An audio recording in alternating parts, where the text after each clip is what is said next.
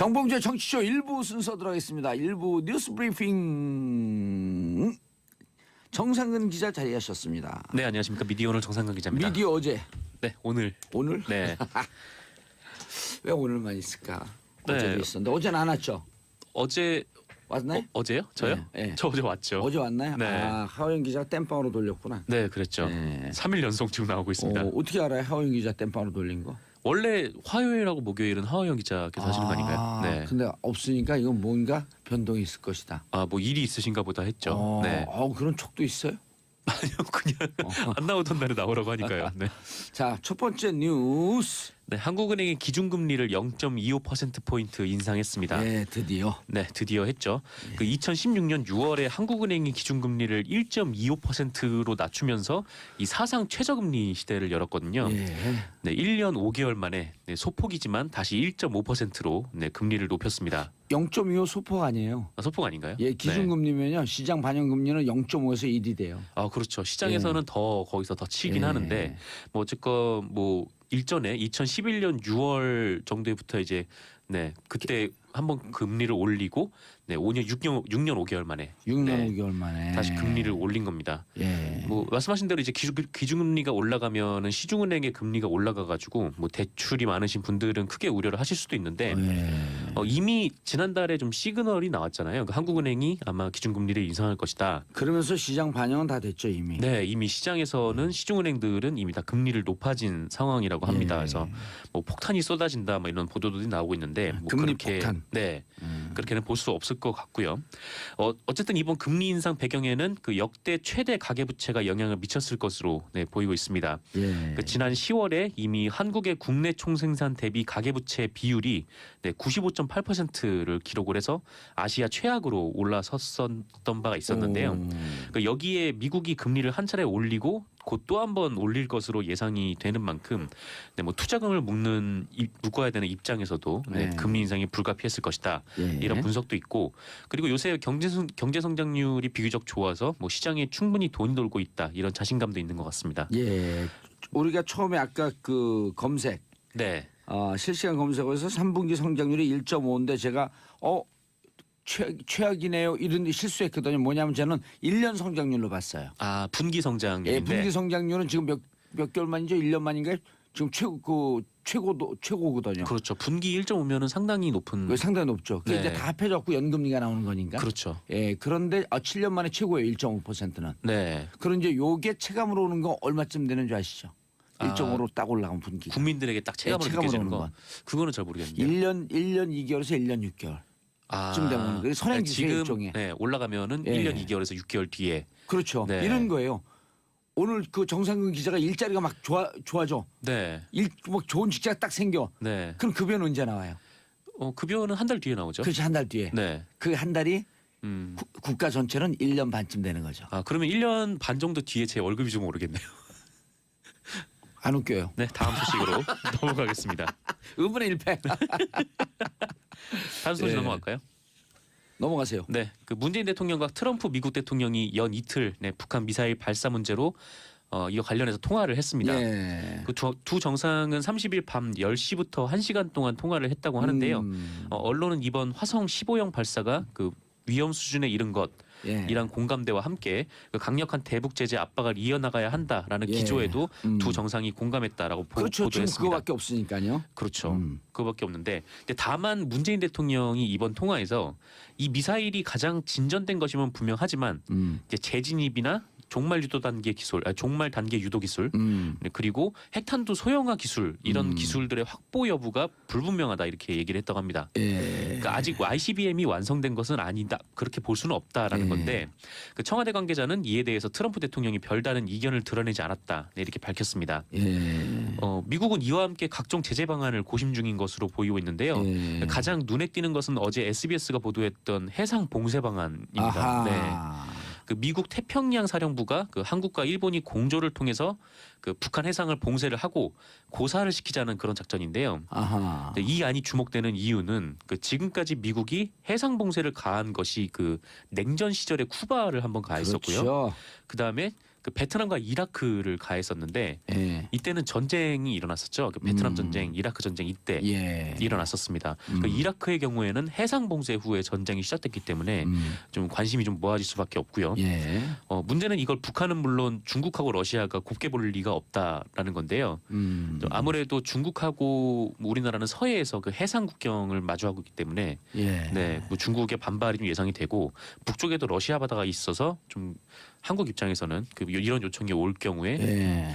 잘 조정을 해야 될 것 같다. 낮은 선봉 네. 사이에 러시아가 또 임대해서 부동항을 네. 쓰고 있는 게 있거든요. 아 그래요. 네. 예, 그렇게 되면 러시아 선박은 나가고 북한 선박은 잡고 그런 이런 좀 복잡한 문제가 생기는데 어쨌든 좀 강력한 봉쇄. 네. 얘는 양국이 합의했다. 그렇죠. 예. 합의를 한 건 아니고 그러니까 그 제안했다. 제안을 했다는 예. 거죠. 미국 측에서 제안을 했다는 겁니다. 미국 측에서 제안을 했고요. 네.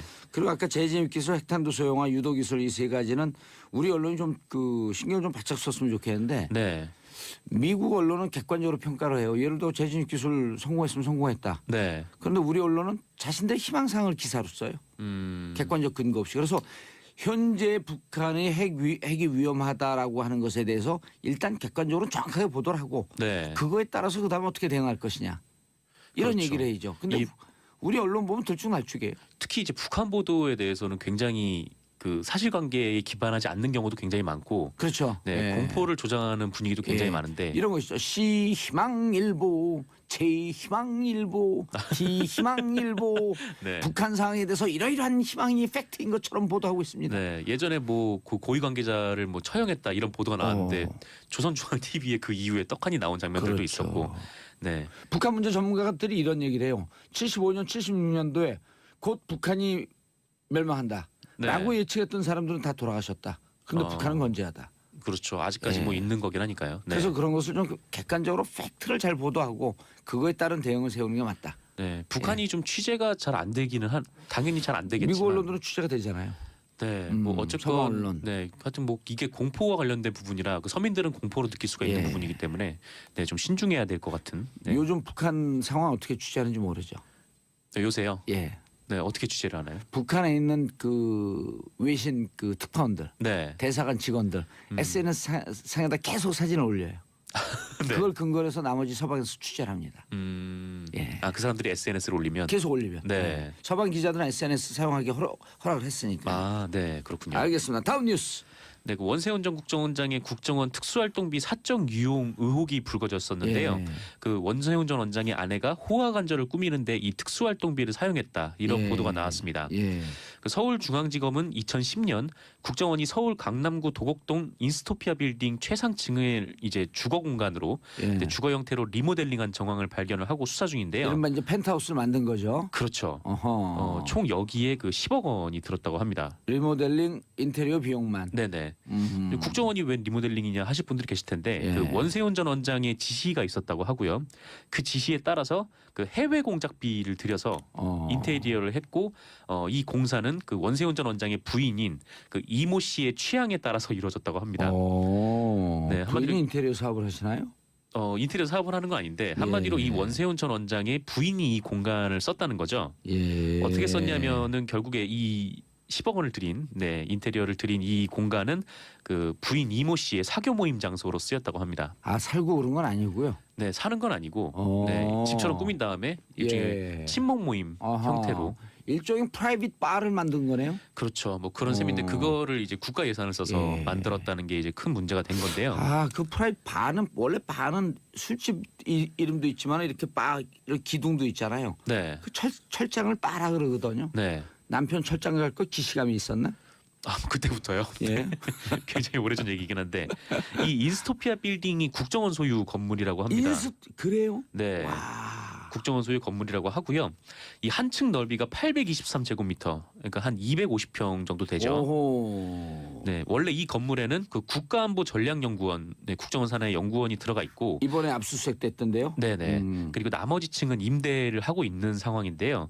여기에 이제 맨 마지막 그 맨 꼭대기에 이제 펜트하우스를 리모델링을 해서 사적으로 이용을 한 거죠. 임대를 준 것도 아니고요. 네. 이야. 이 더 황당한 거는 이거를 당시에 하시네. 네, 일부 언론이 이걸 보도를 했었거든요. 예. 그 1빌딩 관사를 그 원세훈 전 원장이 사적으로 이용하고 있다 이런 보도가 나왔었대요. 어느 언론에서요? 어느 언론인지는 제가 정확하게 잘 모르겠는데, 네 그런 어쨌건 게 취재가는데 미디어 오늘이? 네, 찾아보려고 했는데 아침에 네, 네. 급해서 네, 다 찾지 못하고 나왔습니다. 미디어제네. 오늘은 맞고요. 네. 오늘 찾다가 못 찾을 거기 때문에. 네. 어쨌건 이거를 어떤 언론이 지적을 하니까 예. 부랴부랴 철거공사를 시작을 했다고 네 합니다. 예, 철거공사에 그 정도면 한 5천만 원에서 1억, 한 네. 5%, 10%쯤 들거든요. 네, 근데 그것도 이제 국정원 예산으로 그렇죠. 한 것이고. 그것도 역시 유용한 거죠. 네. 자기들이 쓸 공간을 국민 세금으로 만들었다가 그게 걸릴 것 같으니까 또 국민 세금을 들여서 그거를 철거하는 예. 이제 총극이죠. 이럴 때는 이제 법정에서 형을 때릴 때 네. 10년 플러스 부가세 별도 11년. 네, VAT. 네. 어쨌든 그런 거 아이고, 이게 참 횡령, 가지가지 횡령으로 하셨네, 볼 수 진짜. 있는 횡령이죠. 네, 혐의죠. 국고 손실 및 횡령. 그렇습니다. 예, 10년 이상 무기징역. 네. 그 한편 그 TV조선에 따르면 예. 그 원세훈 전 원장의 부인은 지난 8월에 그 원세훈 전 원장이 선거 개입 혐의로 그 징역 4년을 받고 바로 법정에서 구속이 된 적이 있었잖아요. 예. 그때 구속이 되자 그 이명박 전 대통령을 찾아갔다고. 네. 살려주세요. 그렇죠. 이제 가서 그 이명박 전 대통령한테 남편이 이렇게 들어갔으니까 예. 좀 관심을 갖고 대책을 마련해 달라 이렇게 얘기를 했답니다. 음. 근데 이 대책 마련 요구에 대해서 그 이명박 대통령은 아무 말도 안 하다가 그냥 이렇게 말씀하셨다고 하는데 아들이랑 함께 살면서 마음을 굳건히 가지시라. 네. 근데 뭐 들어가도 어쩔 수 없다라는 뉘앙스로밖에 읽힐 수 없을 것 같아요. 그때 법정에서 4년형을 받을 때요. 기자들이 취재를 했더니 부인이 손을 부들부들 떨면서 네. 분노에 떨었다. 그래서 제가 한 방송 우리 여기 SBS 정치쇼에서 얘기한 것 같은데 곧 원세훈 전 원장은 다 불 것이다. 왜? 징역은 혼자 사는 게 아니라 가족이 함께 사는 것이다. 네, 그렇죠. 특히 이 그 원세훈 전 원장의 부인이 예전부터 굉장히 유명하신 분이었다고 그렇죠. 해요. 네. 예, 국정원 부원장으로까지 불렸다고. 예, 뭐 성격 하시는 분이니까요. 네. 그래서 뭐 그날 이제 법정 앞에서도 이게 뭐 원세훈 원장 혼자 한 거냐 막 이렇게 소리를 지르면서 그 정상근 기자가 취재한 거예요, 그게? 아니요 이제 그때 취재한 보도에 거? 많이 나왔었어요. 보도에 네. 좀 직접 취재한 건 거의 없으신가 봐. 미디어 쪽 관련해서 물어봐 주십시오. 어쨌건 그렇고요. 예. 네. 어쨌건 지금 원세훈 전 원장의 부인은 예. 이명박 전 대통령을 이렇게 만난 이후에 그 이명박 전 대통령이 위로조차 하지 않더라 이렇게 주변에 하소연을 하고 예. 다니셨다고 합니다. TV조선 보도예요? 네, TV조선 보도입니다. TV조선에 쌈을 부추기네 양쪽에. 그러게요. 예, 모처럼 역할하고 있는 것 같아요. 네. 그러면은 곧 원세훈 원장 입에서 술 풀리듯이 술 얘기가 나올 수도 있죠. 예. 네, 일단 뭐 가족분들이 굉장히 좀 분노를 한 것 같으니까. 알겠습니다. 지하철 9호선 파업. 네, 그 지하철 9호선 파업이 어제부터 돌입을 예, 했습니다. 이것도 또 뭐 MB와 연관되어 있다. 기승전 MB. 이게 그 지하철 9호선 같은 경우에는 예. 그 다른 1호선에서 8호선은 일종의 이제 세금으로 어허. 지어졌는데 이제 공공 서비스를 위한 거니까. 근데 이게 BTL 민자가 들어온 네, 거죠. 민자가 예. 들어왔어요. 그래서 이거 운영을 처음에는 맥커리에서 했었어요. 네. 예. 호주의 그 투자 회사죠. 네. 예. 거기서 담당을 하다가 이시영 아들이 그 아들 이시영이 맥커리에서 근무하지 않았었나요? 네, 맥커리에서도 근무했고 예, 맥커리 한국 지사장. 네, 어디 타이어 회사 한국 타이어인가 예, 한국 네, 타이어. 거기서도 사돈. 근무를 했었고 예. 네. 지금은 이제 다스에서 조보면 회장. 예. 네, 그렇게 근무를 하는데 어. 어쨌건 이 9호선이 민자로 지어져 가지고 예. 이게 서울 강서 지역부터 강남까지 연결되는 노선인데 음. 굉장히 사람이 많거든요. 그래서 거의 뭐 염창이나 가양역에서는 출퇴근길에 한 번에 지하철에 올라타지도 못할 정도로 야. 사람이 많아요. 예. 근데 문제는 배차 간격이 길고 네, 차량이 작아요. 그러니까 내량밖에 안 돼요. 네, 그렇기 때문에 이게 민자니까 최소한의 비용을 들여서 최대한의 그 인력을 수송을 해야 되니까 근데 그 빨대를 대고 힘있게 쫙쫙 빨아먹고 있는 중이었네. 그렇죠. 예. 이 또 최소한의 비용을 하려면 가장 많이 하는 거는 노동자들에 대한 비용을 아끼는 거잖아요. 그래가지고 복지는 네, 복지가 많이 떨어지죠. 복지는 최하. 그렇죠. 이 기관사 인력을 딱 비교를 해보면 1호선에서 8호선까지랑 비교를 하면 예. 그 인력은 68% 수준, 네, 휴게 예. 시간은 반 정도밖에 안 된다고 합니다. 어쨌건 게다가 또 그 역무원들 같은 경우에는 이 9호선은 혼자 일하는 역도 있다고 해요. 예. 네, 지금 뭐 그런 상황입니다. 혼자 일하는 데가 있어요? 그 네. 안전사고 나면 또 이게 그 책임지라 그럴 거 아니에요. 만약에 이제 안전사고 나지 말아야 되지만. 그렇죠. 요새 뭐 테러 위협 막 이런 게 문제인데 오호. 테러 위협은 고사를 하고 예. 뭐 혼자 밥 먹으러 갈 시간도 없는 거예요. 어머머머. 네, 어쨌건 그런 문제들이 있다고 하고요. 어떻게 MB의 흔적이 곳곳에 남아 있을까 이렇게. 그러게요. 아무래도 이 공공 서비스 같은 관련 부분들을 이제 민자로 지어버리면 예. 뭐 민간 기업 입장에서야 수익을 내야 되니까요. 맞아요. 근데 또 뭐 수익을 내든 안 내든 계속 또 세금은 또 민간 기업을 보조를 하고 있는 상황이거든요. 네. 그래서 지금- 국민 돈 들여서 국가 세금으로 네. 민자 기업 매겨 살리고 그렇죠. 그런데 노동자들 복지는 취하고. 그거를 이용하는 고객들은 굉장히 어려운 상황에 놓여 있는 거고요. 알겠습니다. 네. 인사하시고요. 네, 감사했습니다. 예, 와일드쇼 12월 15일 금요일 오후 2시 송년 특집 와일드쇼 합니다. 목동 SBS 1층 락 스튜디오고요. 15일 금요일 오후 2시입니다. 제가 진행하고 주진우 기자, 김용민, 안민석 더불어민주당 의원, 정봉조 친구들. 아하, 이 사람들하고 내가 친구야. 방청 신청은 문자로 샵 1035, 짧은 건 50원, 긴 건 100원. 자, 간단한 신청 이유와 함께 문자 보내주시면 당첨된 분들에게 개별 연락드리겠습니다. 정상 기자님 수고하셨고요. 예, 저는 광고 듣고 2부 여의도 UFC로 돌아옵니다. 채널 고정하소 소소소고기. 정봉재 정치쇼 2부 여의도 UFC 알티밋 파이팅 컨퍼런스. 오래간만에도 만나셨어요. 의원님들 세 분과 전직 장관. 스펙 빵빵해요. 좋습니다. 투선 의원에 영어 전공하신 거 맞아요? 예, 뭐 투선 발음부터 투선 해가지고 의원에 해서. 미니스터 빵빵 스펙. 자, 진수희 바른정당 최고위원, 네, 안녕하세요. 전직 재선 장관. 살기 위해 그냥 발버둥 치고 있는 바른정당의 전 최고위원 진수입니다. 전 네. 최고위원이 또? 네, 네. 현직은 아무것도 없어요? 예. 잘못 부른 것 같은데. 네. 자, 국민의당 최병길 의원님. 네, 자리하셨습니다. 안녕하십니까. 예. 국민의당 현 최고위원, 현 최고위원. 오. 최고위원, 오. 서울 송파을 국회의원, 예. 알겠습니다. 전직 뉴스 앵커. 뉴스 앵커. 그게 제일 좋아요. 수명길입니다. 예. 네. 자, 윤소아 정의당 의원님. 뭐 타이틀 없어요? 원내 수석 부대표 정의당 윤소아입니다. 6명 중에 2등이에요? 그래서 어지간하면 안 쓰려고 합니다. 알겠습니다. 그다음에 이재정 더불어민주당 대변인이신가요? 전 대변인. 전 원내대변인이고요. 좀 더 붙여주세요. 그래야 등장할 거예요. 예, 더불어민주당 의원님. 조금 더 써보세요. 그래야 등장할 모르겠는데? 거예요. 에이스 예. 때. 네. 더불어민주당 에이스예요? 예, 뭐 여의도 최고의 에이스, 최고의 스타 이재정입니다. 반갑습니다. 남들이 그렇게 불러요. 이렇게 얘기하시면 더 좋을 것 같아요. 그래요? 야. 자, 안진경님, 오 스튜디오가 꽉 찼네요. 자, 샵 1035 짧은 문자 50원, 긴 문자 100원 문자 보내주시기 바라겠습니다. 자, 첫 번째 주제 예산안 처리 법정 시한. 지금 국회법은 어떻게 되어 있나요, 이게? 국민 우리 그 청취자분들에게 소개를 시켜줘야죠. 12월 2일이죠. 12월 2일. 내일이 처리 마감 기한. 무조건 처리해야 되는 거예요?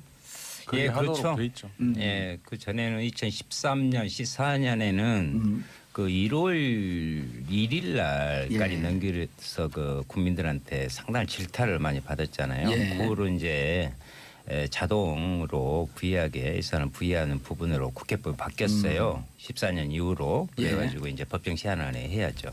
예. 그대로 계속했습니다. 자, 이번 예산의 공무원 증언을 위한 예산이다. 일단 국민의당은 반대 입장.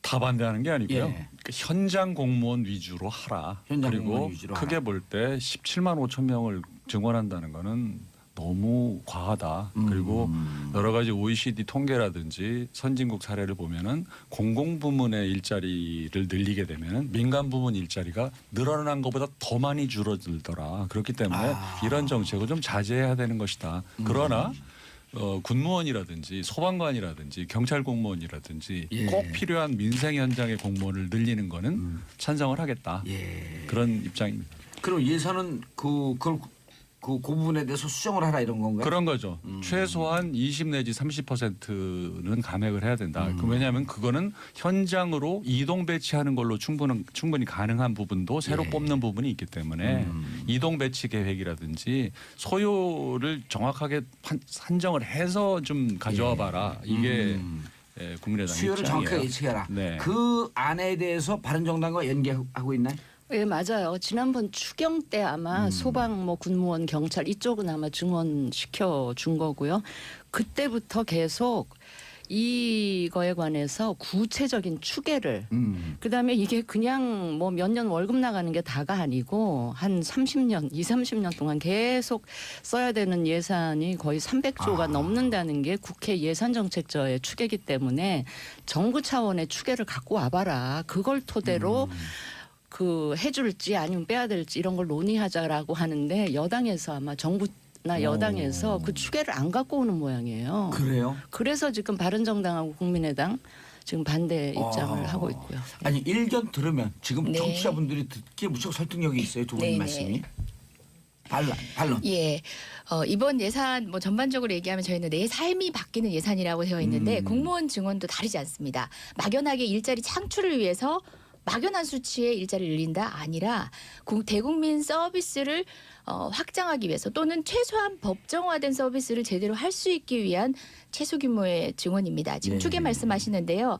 예산 전반을 관할하는 이제 정부의 입장에서는 응당 필요한 부분이고 저희 역시도 아마 이제 지금 요구하신 정도의 구체적이진 않지만 이제 조금 부족한 면은 없지 않아 보이지만 그럼에도 불구하고 법정화된 인력조차도 갖추지 못하고 있는 현장의 어려움을 급하게 채우는 정도의 인력입니다. 그것들은 여러 가지 요소를 판단해서 예산을 배치하겠지만 지금 현재로서는 최소한의 예산 배치를 통해서 최소한의 법정에 대한 그러니까 법정화를 지키는 준수하는 정도의 증언이고요. 이미 방금 최명길 의원님도 말씀하셨다시피 뭐 국당이라든지 자유한국당도 증언이 필요하다라고 얘기했던 그런 영역에 한정돼 있습니다. 그래서 단순히 공적 일자리를 늘려가지고 일자리에 대한 공약을 이행하려 한다가 아니라 예. 공공부문 서비스를 높이기 위한 것이다. 아하. 국민의 삶을 바꾸기 위한 최소한의 증언이다 자, 말씀드리겠습니다. 그런데 양당 지적이 그게 좀 추계가 너무 그 뭉뚱그려 있고 좀 추상적이어서 잘 따져보면 한 20-30% 정도는 좀 줄여도 될 것 같다라고 하는 주장이거든요. 그 부분에 대해서는 아니 그 국민의당 우리 최명길 의원님께서 말씀하신 부분에 혹시 청취자 여러분이 오해가 있으실까봐 그 17만 5천 명 그것은 5개년 그 계획으로 잡혀 있는 총 공무원 증원 수 목표고요. 그럼 연간 지금 한 3만 명 지금 여기에 지금 올라 있는 것은 지금 12,200명 내년 12,200 예산 거의 한 명. 5,300억 정도의 예산이 예. 소요됩니다. 그 부분에 대해서 지금 개수 조정을 계속하면서 국민의당하고 바른정당에서는 그 부분을 지금 줄여야 되는 거 아니냐. 공무원. 그런데 이제 정의당의 입장에서는 어제 제가 마지막 호소를 했습니다마는 우리가 안전한 나라 만들자고 이야기를 했고요. 또 그러려면 필수적으로 또 그 소방 공무원이라든가 사회복지 전담 공무원은 비율이 전 세계적으로 이렇게 낮은 데가 없거든요. 그리고 근로감독관 이러한 부분들을 하는 것은 또 한편으로 청년 일자리의 창출의 역할도 있는 거고 여기에서 꼭 한 가지 말씀드리고 싶은 것은 이것을 단순 추계를 하면 안 된다. 무슨 말씀이냐면 전체적으로 이렇게 안전한 부분에 공무원 역할을 해냈을 때 사회적 비용이 크게 절감된다는 거. 이것을 우리를 간과해서는 안 된다. 그 추계는 그러니까 SOC 도로 놓을 때 이런 때는 뭐 엄청나게 물류 비용이 막 5배, 6배 절감된다고 이렇게 이야기하면서 이것을 하면 사회적 비용이 엄청나게 절감되는 것은 야당에서 아니 우리 빼고 야당입니다. 윤수아 의원님은 국정감사 한번 하고 오시더니 아주 그냥 내공이 일초였잖아요. 그리고 지금 그림자의 보기 등은 아주 깔끔한 브리핑이었어요. 감사합니다. 제가 하나만 더 첨언을 하고 싶은 게 그 현장 재배치에 대한 말씀을 하셔서 그런 방식으로 현장 재배치의 고민을 점검을 통해서 고민을 하고 난 뒤에는 또 소요 인력에 대한 계획이 달라질 수 있다라고 말씀하셨는데 그렇게 말씀하신 대표적인 사례가 또 소방이에요. 재난이 많이 나는 지역 위주로 현장 공무원을 많이 배치하고 예. 이것은 재난이라는 것에 대한 기본적인 인식 자체가 저는 부족한 게 아닌가라는 생각을 합니다. 알겠습니다. 재난이라는 것은 재난의 발생 빈도로 유추어 앞으로도 그럴 것이다가 아니라 통상 예측되는 가능성 있는 재난에 대해서는 항상 상시적인 적정 인력의 공무원이 대기해야 된다는 점을 말씀드리고 싶네요. 알겠습니다. 추계가 조금 부족하더라도 추계가 이제 그 나왔다라고 하는 말씀. 그다음에 17만 5천 명이 아니고 이번에 아니 그 반영되는 말씀은 17만 이명박 저 문재인 정부가 예. 출범하면서 문재인 정부 임기 5년 5년 이내 예. 17만 5천 명을 이번엔 계획을 얘기한 12,200명 거고요. 맞나요? 12,221명입니다. 81만 명 아니었어요? 조금 더 디테일해요. 12,221명. 22명이 돼 있죠. 네. 맞습니다. 더 세밀하게 말하면 예. 12,221명이고 이제 12,200명. 12,221명. 예. 정부에서 오는 안이 그거예요. 정부에서 오는 안이. 이 중에서 이제 군무원 국방부 같은 경우는 3,954명인데 예. 좋다. 좋습니다. 우정사업본부에서 1,004명. 예. 집배원. 집배원. 늘려 좋다. 그런데 국민의당이나 바른정당이나 이건 뭐 자유한국당도 마찬가지지만 이걸 보다 보면요. 현장 재난 관련 임무지만 데스크 인력들이 있습니다. 안에서 내근하는 인력들.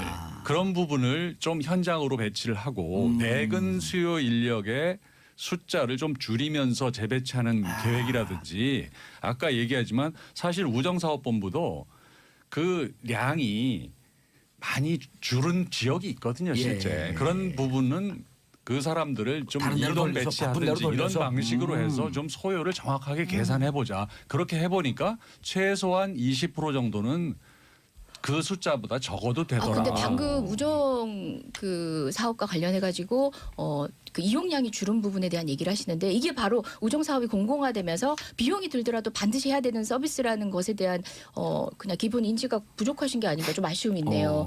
부족하다고 하니까. 예. 아니 왜냐하면 부족이라는 그렇게 말. 어려운 상황에서 한 통의 우편을 배달하기 위해서 가다가 사고 나시는 분 우리 그런 사례들 작년에도 여러 차례 봤습니다. 아니 그걸 예, 반대한다는 게 예, 예. 아니잖아요. 그래서 그런 식의 구조조정은 안 되는 거죠. 복지부에 있을 때 경험에 비추어서 말씀을 좀 유일하게 혼자 장가를 해봤다. 드려볼게요. 왜냐하면 지금 그 서비스 필요한 서비스 때문에 늘어나야 되는 그 인력 그다음에 사회적 비용 있을 수도 있는 사회적 비용을 오히려 절감하는 방법일 수 있다. 그 말에 저는 동의를 하면서 그럼 기존에 있는 공무원 그대로 두고 순증을 하자 이런 얘기잖아요. 근데 제가 복지부에 있을 때 보니까 정말 사회복지 공무원 숫자가 부족하더라고요. 예. 그러니까 우리 여기 청취자 여러분들 지역에 동주민센터에 가보시면 지금은 그래 조금 나아졌는데 한 10명쯤 동 직원들이 있어요. 예. 그중에 한 사람만 유독 바빠요. 사회복지사에. 예, 사회복지 공무원 일하시는 분들은 주로 여자분들이 많으신데 화장실 갈 새도 없이 계속 몰려드는 민원인들 때문에 너무 그게 이제 우리나라가 복지 정책이 늘어나고 예산이 증대되면서 이 진짜 현장에서 복지 서비스를 해야 될 수요는 많은데 일손이 부족한 거예요. 그런데 주민센터에 가보면 그 복지 공무원 혼자 너무 바쁘고요. 다른 분들은 나머지 분들은 좀 그냥 널널하고 거기 왜 그 공공 복무하는 예. 그런 또 공익교원. 공익요원들 있어서 서류 떼는 서비스는 또 해주고 신문 보고 있고 그다음에 요즘은 업무들이 다 좀 첨단화 뭐 그렇죠. 이렇게 전산화돼 전산화돼 있고. 있어서 일손이 부족한 부분들이 그러니까 일손이 남는 부분들이 있거든요. 그래서 이거는 시간이 좀 걸리더라도 기존의 인력을 그 소정의 기간 동안 훈련을 시켜가지고 재배치하자. 재배치하는 것도 축에 넣어서 이걸 해야지 지금 왕창 늘려놓으면 이거 줄일 수도 없고 계속 안고 가야 되는 문제가 있거든요. 그리고 일반적으로 공무원 숫자는 규제인 거예요. 규제가 늘어나는 것과 공무원 수가 늘어나는 건 저는 비례한다고 보거든요. 근데 점차적으로 이제 규제를 그 없애는 쪽으로 가야 되는 추세라고 한다면 꼭 필요한 쪽은 규제를 늘려야 되지만 한다면 기존의 규제를 위해서 존재하던 공무원 자리는 좀 서서히 축소하면서 이거를 서비스 쪽으로 돌리는 이런 프로그램 중장기적인 그 로드맵을 갖고 해야지 저는 맞다고 이렇게 봅니다. 진지한 재밌잖아요. 이렇게 진지한 왜냐하면 프로그램일까? 예산은 그 듣는 분들이 집중력이 높아요. 아, 그래요? 예. 저 때문에 진지해졌으면 죄송한데 이거는 이거는 승도 진. 이거는 국민들 세금이 쓰여지는 설득력이 부분이라서 있어요. 예. 아, 예. 그렇습니다. 네. 설득력 있는 말씀이죠. 예. 왜냐하면 사회복지 공무원이요. 공무원 중에서도 턱없이 부족하다. 턱없이 부족한 것도 있는데 사회복지 공무원들의 만족도가 예. 제일 낮습니다. 그만큼 경무에 처우가 열악하니까, 처우가 지지율도 높겠네요. 예, 그러면은. 그래서 지금은 이제 사회복지 부분을 지금 주민자치센터라고 불리는 부분들 읍면동 사회복지 허브화를 지금 구축을 하려고 하고 있거든요. 그거는 바람직한 방향으로 예, 가고 그러니까 있어요. 더욱더 사회복지 공무원이 필요하고요. 물론 공무원에 대한 국민들의 좀 무사한 일, 복지부동 이런 부분이 없는 거 아닙니다. 그것은 경직성 경비로 하는 공무원의 이제 급여 문제를 놓고 하는데 여기에서 말하는 공무원 중원 문제는 그런 경직성 경비를 사용하는 공무원이 아니에요. 그 다음에 또 이야기해도 되죠. 아니, 더 설득력이 있었고 좀 비교를 그래서 또 이제 마치 오늘 자유한국당에 또 안 나오셨어.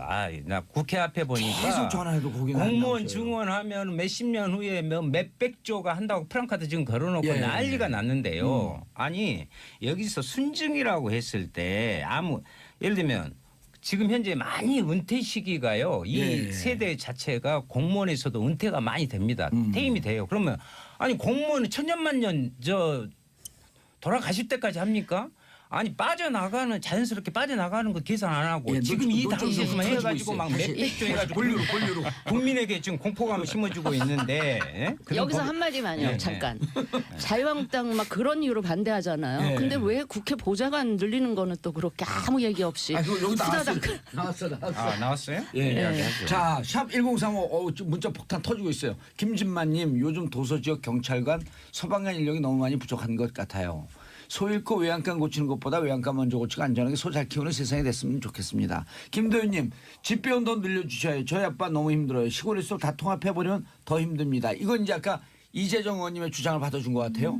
무조건 통폐합이 아니다. 무조건 조정이 아니다 이게. 그렇죠. 예. 그런 산술적인 방식으로 해결할 수 그렇죠. 없다. 9137님 국회 보좌관도 공무원 아닌가요?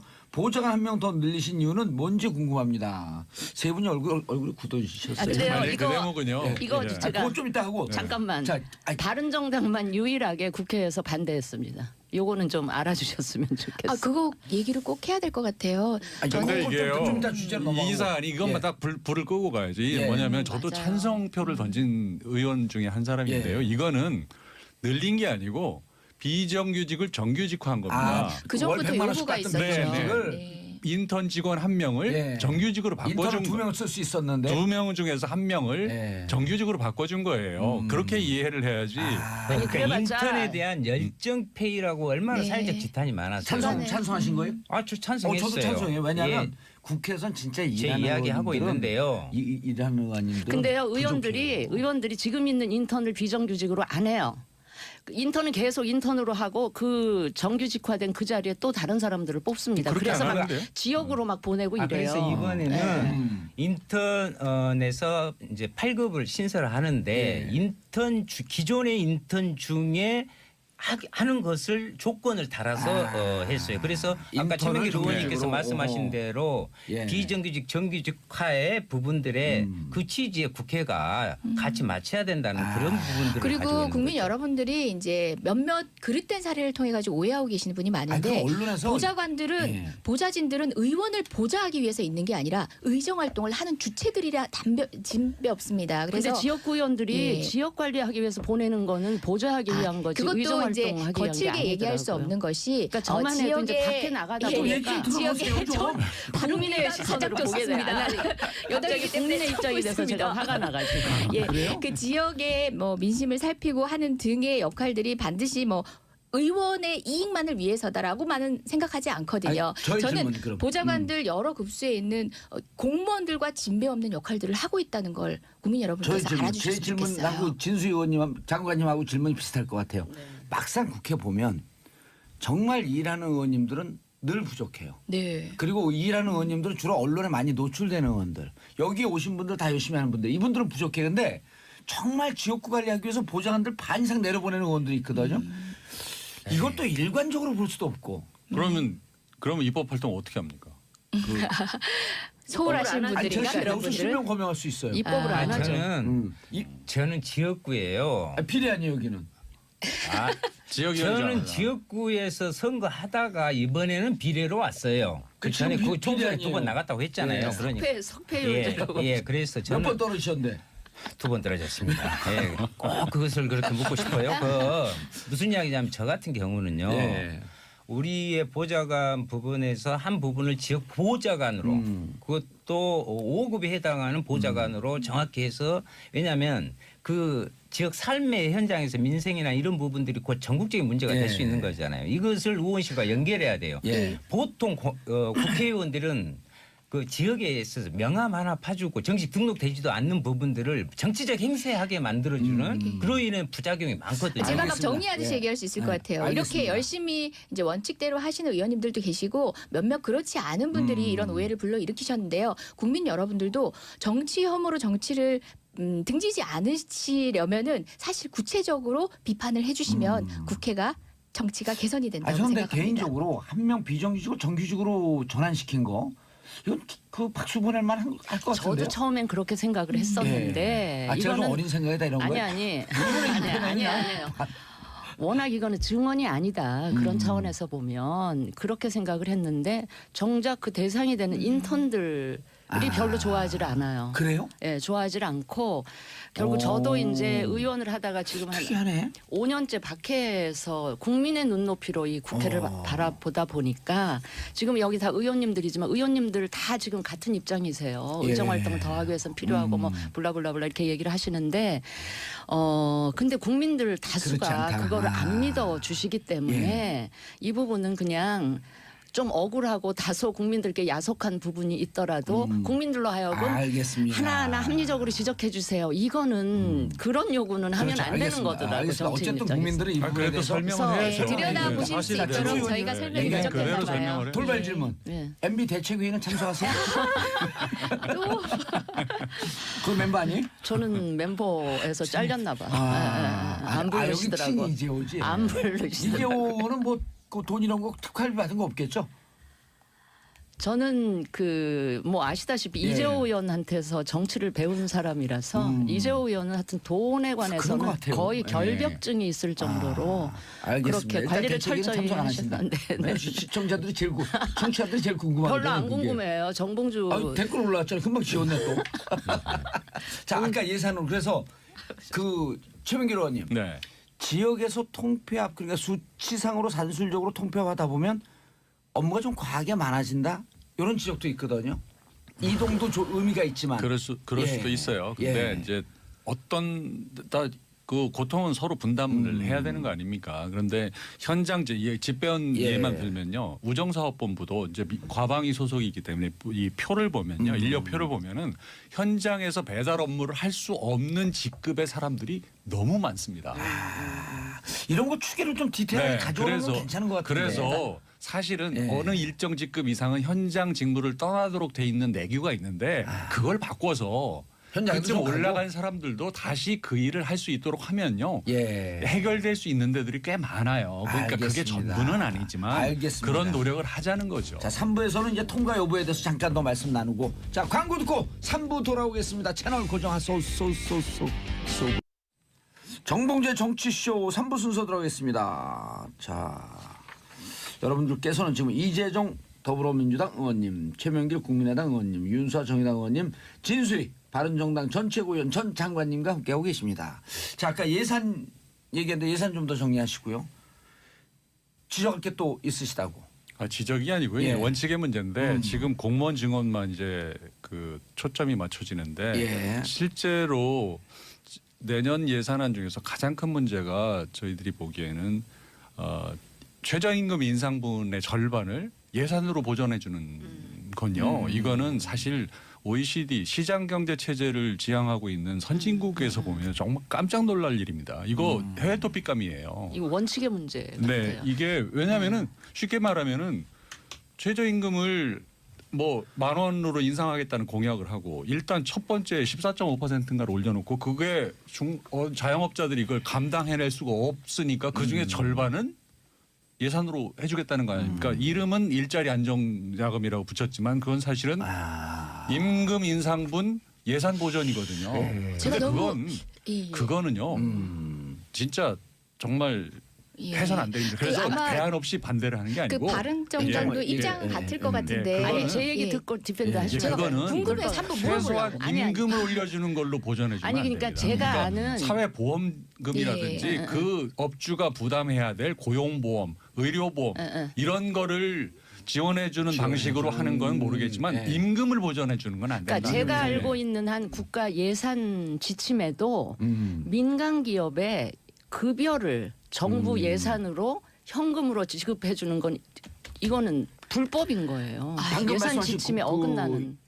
연금 뭐 국민보험 이런 것을 보전해 주는 거예요. 예, 그거는 그거는 뭐 예. 자 예. 그러면은 일단 두 분은 인상, 그러니까 최저임금 인상에는 찬성하신다는 거죠, 그죠? 인상률은 너무 과하죠. 높았어요. 예. 하여튼 최저임금 인상위원회가 했지만 예. 14.5%인가 너무 한꺼번에 올린 건 과했어. 너무 많아. 한꺼번에. 과했다라는 거고 예. 그 이후에 이제 그 부분을 보상해 주는 것도 방식이죠. 방식이 반대다. 방식이 근데 지금 뭐 1년만 원 약속하셨다 이렇게 얘기하는데 더민주가 20년까지 1만 원이고 정의당도 20년까지 1만 원 올리겠다고 얘기했거든요. 근데 정작 자유당, 국민의당, 바른정당은요. 바른정당도 20년까지 1만 원이네요. 근데 지금 자유당 국민의당은 임기 내 1만 원까지 하셨어요. 그랬으면 아마 문재인 정부 인상률보다 더 높았을 거예요. 근데 우리 최명길 의원님 말씀하신 것처럼 이건 문재인 정부가 한 게 아니라 별도의 사회적 기구인 최저임금위원회에서 결정을 했고 일단은 후속 대책이 필요한 상황은 우리가 인정을 해야 돼요. 후속 대책이 필요하다. 근데 방금 사회보장 보험료를 뭐 감해주는 방식으로 하면 된다라고 하는데 그걸로 그 낙찰을 다 보완해 줄 수 있다고 보십니까? 물론 되죠. 전적으로 네. 다 가능하다고 아니 생각하십니까? 자영업자한테 물어보세요. 자영업자 저 직원을 고용하고 나면 그 사람을 고용했기 때문에 내는 사대보험. 사대 보험료가 예, 얼마인지 예. 그 그거 지침과 7% 예, 예. 되고도 자, 남거든요. 지침 때문에 위배라고 하시고 원칙에 어긋난다고 하셨는데요. 그럼 여기 빼서 여기 갠다. 뭐 이런 느낌이 좀 들어요. 제가 보기에는 국민들도 아마 그런 느낌이 아니 들 것 그렇게 같아요. 하더라도 그래도 원칙에 원칙에 맞겠어요. 맞게 아니 해야죠. 지침을 얘기하셨는데 지침에 위배됐다고 해서 위법이라고 표현하는 거는 좀 과한 표현이시고요. 예, 국가 예산 최소한 지침을 지침을 지켜야 이렇게 한다. 예산을 예. 투자해서 예산을 투자해서 전부에 한 예가 없고 지금 예산을 투자하는 방식이 아닌 다른 방식을 구해야 된다라는 게 흡사 전제된 것처럼 이제 이게 흘러가는 것 같아서 제가 먼저 얘기를 하는데요. OECD 다른 국가 선진국 사례에서도 전례가 없는 게 아니라 전례가 있습니다. 예. 아니 예산으로 사기업의 임금을 예, 예. 보전해 준 네, 전례가 네. 어디에 있습니까? 아니요.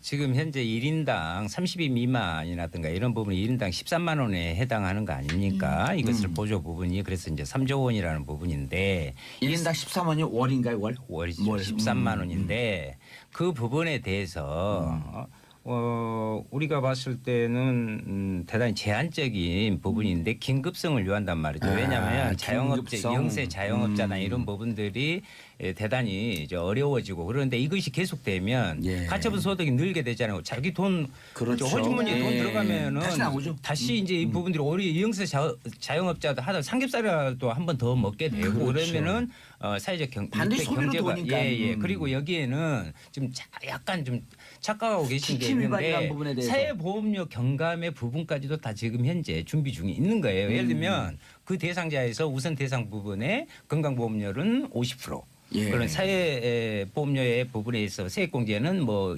2년간을 뭐 50% 경감한다든가 예. 이런 부분이 같이 포함되어 있는 거예요. 알겠습니다. 예, 예. 자, 지침의 위반이긴 하지만 긴급성을 요한다?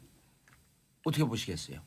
긴급성 이게 무슨 법률 용어에 긴급 구제라는 그런 개념이 있는 건 맞지만요. 예. 긴급 구제는 그 제도적 그 보완을 이 바로 뒤따라온다는 걸 전제로 했을 때 긴급구제라고 하는 예. 게 인정이 되는 거지. 긴급구제라는 걸로 그냥 뭐든지 다 하면 안 되잖아요. 그렇죠. 그러니까 통째로 공영방송사 사장도 이번에 바꾸는 부분도 바꿀 수 있습니다. 그러니까 법적인 어떤 그 요건을 갖추지 못하고 탈법 행위를 했기 때문에. 그러나 그것은 바꾸는 걸 인정되기 위해서는 공영방송사 사장을 뽑는 어떤 제도를 개선하기로 한 입법을 뒤따라 한다는 걸 전제로 이 긴급 조치가 인정되는 긴급 것처럼 구제다. 예. 알겠습니다. 근데 저는 이해가 안 되는 게 예. 진수입니다. 예. 이해가 안 되는 라디오에 게 특화된 예. 스피커예요. 최저임금위원회 참여 주체들이 노사, 정, 공익 다 참여하고 있잖아요. 그중에 정부나 공익이나 뭐 사 쪽에서도 참여를 했으니까 예. 이걸 이 정도 인상을 하면 이 그 자영업자나 영세한 업주들이 감당해내기가 힘들다. 이런 걸 몰랐을까요? 난 충분히 나는 의견 수렴도 하고 해서 그분들이 그 입장을 대변해서 최저임금위원회에서 결정을 했었어야 되는데 그 과정이 생략됐다는 거예요. 저는 그 부분이 이해가 안 돼서 지금 정부에서 여당이나 자꾸 최저임금위원회에서 그렇게 올렸다 이렇게 떠넘기는 건 저는 유체이탈 화법. 알겠습니다. 그 충분히 말씀 나누신 것 같고 그럼 내일 통과 여부가 조금 오늘 계속 지금 그 협상 조정 중인가요? 여당에 달려 있는 것 같아요. 여당이 조금 양보하고 야당의 그 요구를 아니 우리 박근혜 정부 때 약속 지키라고 막 싸우지 않았습니까? 공약 하나도 안 지켜가지고 그렇게 국회에 싸웠는데 지금 약속 지키겠다고 얘기하고 거기에 정적으로 신뢰를 보여준 국민에게 보답해드리겠다고 얘기하는데 지금 반대를 하시면 분명히 더 서운하실 것 같아요. 논점이 같은 반대로 반대 논점이 자유한국당은 좀 더 틀리시죠? 그러니까 자유한국당 국민의당이 아니 그러니까 자유한국당이 안 나왔으니까. 뭐 솔직히 말해서 자유한국당이 예산 관련해서 어떤 주장을 하고 있는지 잘 모릅니다. 잘 다만 이제 모르고. 지금 국민의당은 네. 바른정당과는 예. 정식 공조가 되어 있다. 공조돼 있고 저는 저희 당의 그 방침과 또 제 생각을 얘기하고 있는 거예요. 그런데 크게 다르지 않을 것이고 제가 생각하기에는 내일 되느냐? 전망이. 저는 어려울 별로 것 가능성이 없어 아니 보입니다. 저는 예결특위 왜냐하면은, 한 예. 사람으로서 예. 제가 예결특위 의원입니다. 여러 감투가 있어요. 수석 부대표, 예. 예결특위. 국감 끝나면 우리 저 의원실 보좌는 조금 쉬고 그래야 되는데요. 예결특위 준비 때문에 계속 쉬지 못. 작년에는 국정조사위 때문에 그랬고요. 예. 그런데 무슨 말씀이냐면 그럼 될 거냐 말 거냐 내일?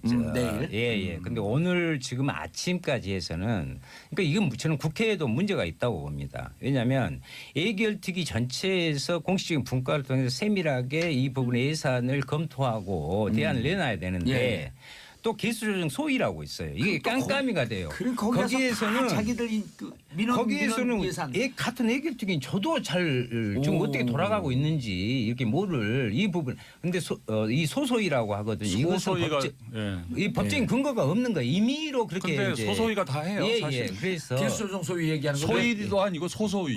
그런데 각 당 간사만 참여하는. 그래서 거기에서 일정 지금 틀을 만들었는데 이제 뭘 하고 있냐면 2+2+2라고 해가지고 원내 대표와 정치적 합의 지금 협의를 지금 계속 오늘 오전까지 또 하고 있어요. 그래서 그것을 이제 또 안 할 수도 없는 거 아니에요, 전체적으로 봐가지고 오늘 오후에 다시 협의를 들어가고 그것이 되면 올릴 것이고 그렇지 않으면 또 난 여러 그런 가지. 식의 의사결정 방식도 난 적폐 같아요. 아니 햇빛 좀 그렇게 하시지 그러면은. 아니 해본 경험으로 아니, 말씀하시는 나는 거예요. 우리 저 이재정 의원님께도 서운하지만 말씀드리는 게 자꾸 박근혜 정부가 뭐 그때도 그랬지 않느냐 이렇게 하는 거는 저는 안 그런 맞다고 말씀 안 봐요. 드렸나요? 아니 약간 그 뉘앙스로 들렸다. 그러니까 이 정부는 좀 새로워야 된다 그러잖아요. 그러니까 모든 분들이 그렇게 얘기하시더라고요. 이 자유한국당 정부에는 좀 달라야 된다. 당신들은 우리하고 달라야 되지 않느냐. 우리처럼 하지 마라. 새로운 관행을 그렇게 하면 탄핵돼요. 만든다는 아니, 그런데- 차원에서 좀 접근하셨으면 그런데 맞습니다. 자꾸 아유, 전적으로 자유한국당이 안 맞습니다. 나왔으니까 자유한국당에서 계속 이야기하는 게 뭐냐면 이렇게 복지 증세라는 게 그리고 제발 좀 저는 그 퍼주기가 단어에 올라 있는데 퍼주기라는 그 단어를 쓰는 건 안 좋아요. 네. 국민들한테 모멸감이고요. 아니 세금은 당연히 퍼줘야 예. 됩니다. 국민한테 퍼줘야지. 또 그러면 하나는 내가 쓰려고 또 뭡니까? 하나는 이 부분은 분명히 좀 말씀 드릴게요. 왜냐하면 우리가 저는 민주당에서도 대해서도 비판적으로 말씀드리고 네. 싶어요. 왜냐하면 이번에 사회복지 서비스공단 만든다고 해갖고 이름도 다 바꾸고 그랬는데 최저임금 인상분으로 모든 것을 다 땜질하려고 하는 경향이 있어요. 노동 존중의 사회를 만든다고 하면서 이 부분에 있어서 거기다 구체적인 계획과 이런 부분들이 아직 마련되고 있지 못한 알겠습니다. 부분은 지금 더 현재 새 정부가 노력하겠습니다. 비판받아야 돼요. 네, 예산 노력하겠습니다. 통과 전망. 예산 시를 늘 넘겼고 아마 여기 계신 우리 전봉주 전 의원님도 늘 이제 12월 31일은 국회 동료와 함께 보냈던 국회 동료와 함께 보내셨던 기억이 있을 것 같은데요.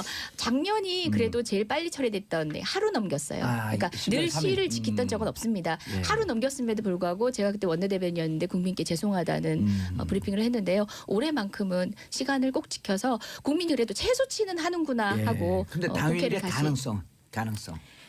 협조 부탁드립니다. 작년에도 예, 사실 협조 부탁드립니다. 작년에도 날 탄핵안 표결이 눈앞에 있었기 때문에 예산안에 별 관심이 없었어요. 사실. 그래서 됐네요. 그것도 그 시점에 된 거죠. 올해의 경우는 절대 그렇게 될 것 같지는 아 근데 않고요. 무엇보다 지금 네. 최저임금과 관련해서 최저임금 보전과 관련해서 지금 국민의당에서 네. 목소리를 높이시는데요. 아니 근데 우리는 20년까지 1만 원 올린다고 했는데 국민의당 임기 내 1만 원 알겠습니다. 어떤 방식으로 올리시려고 예, 했는지 아까 말씀하셨으니까. 궁금합니다. 예, 자, 대통령 선거에서 뭐 국민의당이 집권을 했습니까? 알겠습니다. 참. 자, 싸움 대통령 나가서 선거 얘기하시고요. 때는 아무 얘기나 하면 되는 거였구나. 청취자 여러분께 저희는 그렇지 안내 않아서. 말씀드리겠습니다. 오늘 11시 기준으로 속초, 고성, 양양, 동해, 삼척에 건조 경보가 발효됐습니다. 화기 취급 시 전혀 잊지를 못해요. 각별히 주의하시고 산에 가실 때 성냥 담배 등 인화성 물질을 소지하지 마시기 바랍니다. 또 바람도 세게 불어왔고요.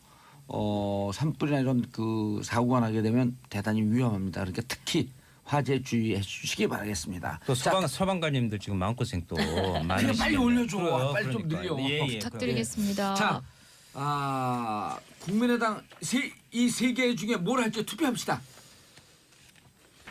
1. 자, 국정. 1번 손 들어보세요. 국정원 개혁안 이거 문제 지금 좀 많아요. 청취자들은 모르고 있는 예, 거죠. 아직요. 1, 2, 3이 뭔지. 예. 깜깜이 읽어주세요. 합의를 하고 예, 있습니다. 읽어주세요. 1번 MB 국정원 특활비 수사, 예. 2번 국정원 개혁안, 3번 국민의당 바른정당 통합 어디까지. 자, 1번. 저는 1, 2번. 예, 저도 1, 2번. 합쳐서 되겠는데. 저도 1, 2번 번. 좋습니다. 최명길 의원님. 저는 2, 1번. 2, 1번. 국민의당 바른정당 재미없어요? 난 2, 3번. 2, 3번. 그 소수 의견으로 그 다음 시간에 다시 한번 불러주시고. 예. 자, MB 국정원의 특활비 수사. MB 국정원이라고 하는 것을 반대한다 그러셨죠 아까? 원세훈 국정원이다. 그러니까 저는 뭐 이거는 정확하게 수사를 해봐야 알겠지만 예. 원세훈 원장 개인의 이 일탈 이게 엄청 심했던 것 같다는 생각이 들어요. 예. 이건 제 느낌이고 제 생각입니다만 뭐 수사는 정확하게 해봐야 되겠죠. 예. 개인의 일탈이다. 그러니까 국정원장으로서 그 도에 넘는 벗어나는 그 행위와 마치 그 사공고처럼 국민의 예산을 땡겨다 쓴 뭐 이런. 예. 그런데 이제 검찰의 그 200만 불 스탠포드에 간 게 검찰의 수사 방향이 거기에 머물러 있었냐 아니면 MB에게 가려고 그러다 거기 정거장이었냐 이것 이외에 다른 뭉칫돈은 또 없냐 또 일부 기자들은 미국을 거쳐서 캐나다까지 간 뭉칫돈을 추적하고 있다 여러 개가 나오고 있거든요. 예. 개인의 일탈로 보기에는 뭐 단순하고 적지가 사모님의 않죠. 일탈? 적지가 않죠. 예, 단순히 뭐 일가족에 의한 일탈이라고 보기에는 규모가 작지도 않고요. 예. 무엇보다 지금 기관이 적극적으로 관여가 됩니다. 지금 미 스탠포드 대학에 송금하는 것도 국가안보전략원을 그래요? 거쳐서 갑니다. 예. 한번 세탁을 하고. 예, 그렇죠. 이러한 것들은 기관장이 결단한다고 해서 되는 일이 아니에요. 국가정보원이 그래도 얼마의 역사를 가지고 있는 국가 최고기관 아닙니까? 이 의원님 하나 더 네. 나왔어요. 국가안보전략원에 그 세탁하기 전에 네네. 차명 계좌에 있던 것을 꺼내서 안보로 예, 예. 갔다가 스탠포드로 가거든요. 그리고 또 오늘 보도는 MB정부 국정원의 차명 계좌가 무더기로 발견됐다. 게다가 예, 그렇죠. 진수 의원님 지금 떨고 있어요. 민간이 아니, 그게 댓글 아니고요. 수사 과정에서 개인 비리인지 어떤지는 모르죠. 네. 그거는 이제 뭐 언론 취재든 특히 검찰 수사를 통해서 정확하게 밝혀지겠지만 예. 뭐 이게 제 유독 예. 원세훈 국정원에서만 이런 일이 있었던 걸로 이렇게 보이지 않습니까? 예. 그런데 예. 우리 한번 돌아가서 보면요. 이 국정원의 안에 그 서류 서랍과 캐비넷과 서버가 그 개혁위원회라고 하는 민간인들이 가서 다 들춰본 경우는 국정원이 생긴 게 지금 56년 됐거든요. 그것도 또 처음입니다. 다른 논점이신 것 같고요. 제 말씀 한번 예. 들어보세요. 그게 논점이 다른 얘기예요. 예전에 김대중 정부가 사실 뭐 처음으로 이제 정권 교체가 됐던 거 아닙니까? 예. 그 당시에. 그래서 이종찬 국정원장이 사실은 안기부로 이제 국가정보원으로 바꾸는 개혁을 하면서 이분은 그래도 대대적인 개혁을 했지만 이분이 국정원 안기부 출신이었기 때문에 어떻게 해야 되는지를 좀 알아서. 서훈 원장도 안기부 출신 아니에요? 네. 그런데 이번의 경우는 좀 그런 측면이 있고. 이건 좀 그래서 자율적인 물타기 발언인 것 같은데 지금 저 보세요. 11분밖에 안 예. 남았는데 지금 나온 것들이 원세훈 전 원장 특활비 유용과 관련해서도 첨예하게 얘기 나올 게 너무 많거든요. 아니, 그 최근에 그거는 네. 팩트를 좀 확인을 해보면 네네. 그 개혁위에서 네. 리스트를 주면 네. 요 서버에 접근할 수 있는 국정원 직원 2명만 들어가서 확인하고 그 자료를 가지고 나온다. 그래서 개혁위는 그것도 또 불만이거든요. 우리가 모르는 상태에서 뭘 가지고 나오는지 모르는데. 그런데 그거- 특활비라는 게 자, 이게 뭐 뭐 각 예산에 그 부처에 숨겨놓은 것 치면 거의 1조 가까이 된다는 거고 국정원이 예. 신청한 것만 대략 5천억 아닙니까? 예. 그런데 실제 이게 왜 문제가 되냐면요. 국정원장 특활비라고 하는 게 왜 왜 박근혜 대통령이 국정원장 특활비를 가져오라고 했느냐. 아하. 자기도 있고 국정원 특활비가 있는데. 5천억이 있는데 예. 왜 원장 특활비를 아하. 가져오라고 했느냐가 예. 중요한 거거든요. 예. 그게 차이가 있습니다. 왜 가져오라고 원장 특활비만 유일하게 용처를 쓰지 않아요. 남기질 않습니다. 그냥 원장 지출이라는 말만 쓰면 돼요. 그건 연 얼마쯤 되나요? 얼마? 그게 40억입니다. 아, 45. 그게 다 그래서 그 돈을 갖다 쓴 거거든요. 네. 그런데 중요한 거는 이현수라는 분이 그 기록은 남아 있지 않지만 그 당시 메모해놓은 원장으로부터 기억은 나. 누구한테 준 돈이다라고 다 메모가 돼 예, 있구나. 말한 걸 들은 걸 자기가 메모를 해놓은 걸 검찰에서 얘기를 한 겁니다. 오호. 그래서 나온 거예요. 아 근데 그것뿐만 특활비뿐만 자, 이제 아니라 원세훈 공사 거로 가요. 그 원세훈이 그 펜트하우스로 리모델링 하는데 아내가 관여를 했잖아요. 아내가 그렇죠. 공사 과정에 관여를 했는데 그 10억 원 같은 경우는 특수활동비로 우선 지급한 다음에 나중에 해외 공작비로 회계 처리를 합니다. 아, 근데 그 지금 조직에 원세훈은 국가적 다른 게 관여가 나왔어요. 있어요. 그러니까 예. 지금 박근혜 정부 시절에는 국정원장의 특활비 40억이 문제가 됐는데 지금 원세훈 원장 시절에는 국내에서 잘 파악되지 않고 있는 해외 공작금을 썼단 말이에요. 참 이상한 사람인 거죠. 자기가 외국인인 아니 착각했을 그러니까 그 수도 안보전략연구원 빌딩에 무슨 펜트하우스에 네. 무슨 10억 리모델링비를 들여서 했다. 이거를 그래서 무슨 야단 좀 취직을 아니, 했어요. 아 그걸 알았으면 가만히 있었겠습니까? 이거를 무슨 실세가 아니었었네. MB랑 연결해서 MB가 그걸 지시를 했겠어요. 뭘 어떻게 했겠어요? 그걸 알았으면 가만히 뒀겠습니까? 개인의 탈로 가는. 아니 그래서 항상 저는 많이 이제 듣던 변명이라.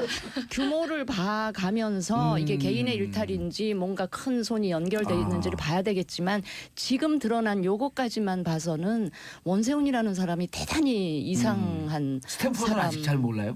그 스탠포드 마지막에 잘 MB한테 모르겠어. 이렇게 가진 않았을까? 아니 그 20억 가고 이 사람 퇴임 후에 거기 무슨 교환 교수 뭐 이런 걸로 가서 아, 아니, 20억 뿐만 아니라 네. 주택 구입 자금도 추가로 85만 예, 불. 예. 빼돌렸을 수 아니요. 있다는 지금 의혹도 받고 있거든요. 하도 많아가지고 뭐 이건 뭐 원세훈이고 누구고 뭐 사방이 줄줄이 걸려가지고요. 하도 많은데 이것을 정확하게 잘 모르시죠? 하나하나 살피는 게 나는 별 의미가 없다. 아. 그래서 국정원 개혁을 해야 된다는 거예요. 아니 이거- 남은 시간 거기에 좀 얘기를 예, 했었어요. 예, 국정원 국정 개혁안. 18년 만에 넘어갑니다. 지금 이름을 바꾸자는 것인데 그때마다 뭐였냐면 예를 들면 뭐 그때 중앙정보부 네. 그리고 또 안기부 예. 다시 뭐 정보원 또 이번에 또 옮기잖아요. 이것은 이때마다 그 뭐가 문제 정치 공작 독재 정권 안에서의 뭐 사찰이나 이런 문제 또 이것도 마찬가지예요. 댓글 문제부터 해가지고 그렇기 때문에 다시 바꾸고 기능을 정확히 축소하고 예. 자기 전문화하고 경찰로 검경수사 부분까지 수사권 분리 부분에 있어서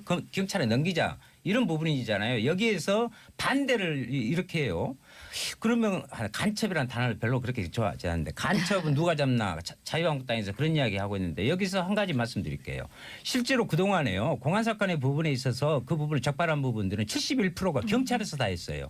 25%를 국정원이 했어요. 25% 국정원이 한 그 내용을 보면 전부 고문 조작 부분에 대다수 상당한 많은 부분을 차지하고 있거든요. 그래서 이 부분을 국정원을 완전히 개혁해야 알겠습니다. 여기 펜트하우스고 뭔 하우스고 이게 다 안. 예, 개혁하죠. 예, 개혁. 윤수아 의원님께서 뭐 조금씩 언급하시긴 했는데 제가 개혁안. 조금 정리를 해드릴게요. 예. 국정원이 국회 정보위에 제출한 개혁안에 따르면 우선 명칭부터 말씀하셨듯이 달라집니다. 대외안보정보원으로 예정돼 있고요. 그다음에 대공수사권 등 모든 수사 기능을 폐지하거나 아니면 다른 기관으로 이관하도록 했고 정보 수집 범위를 두리뭉술하게 해놨던 걸 구체화합니다. 뭐 국외 북한 정보, 대테러, 국제범죄, 방위산업 침해 그리고 또 우리 경제안보 중요하잖아요. 그런 부분에 한정을 해놨습니다. 그간 이제 무분별하게 이루어진 공작을 반복하지 않기 위해서 한 조치고요. 그리고 불법적인 정보 수집 활동에 대해서 단호한 처벌 조항, 무거운 처벌 조항을 두었습니다. 뭐 아까도 이제 윤수아 의원님도 언급하셨다시피 간첩 누가 잡느냐라고 얘기했지만 수사권 없는 거에 대해서 얘기를 많이 하는데 민주국가에서 정보기관이 수사권을 갖는 경우가 없습니다. 예, 우리나라 같은 경우는 그것을 분단국가 상황에서 조금 활용을 해왔는데요. 그 수사권을 정작 간첩 잡는 데 활용한 게 아니라 다른 방식으로 국민을 통제하는 데 활용을 해왔던 거죠. 그 특수성 뒤에 숨어가지고 그릇된 목적으로 하는 바람에 국가 안보가 더 무너졌습니다. 국정원 근데, 개혁안은 국가 안보를 위한 개혁안입니다. 알겠습니다. 개혁안을 지금 쫙 발표. 잘 나왔다. 예. 잘 나왔다. 어제 아름다운 개혁안을 발표를 했는데 예. 제가 오늘 아침에도 지적을 했지만 예. 그 발표 자체가 목적이 아니고 개혁을 하는 게 목표여야 되지 않습니까? 그렇죠. 예. 발표 자체는 아름답게 했어요. 근데 그걸 이룰 수 있느냐를 놓고 우리 한번 보자는 겁니다. 저는 그 신고리 오리코기 공사중단 공론화위원회를 보는 것 같은 느낌을 받았어요. 왜냐하면은 이게 될 일을 얘기하고 있는 건가? 자 보세요. 현실적으로 지금 국회 정보위원장이 누굽니까?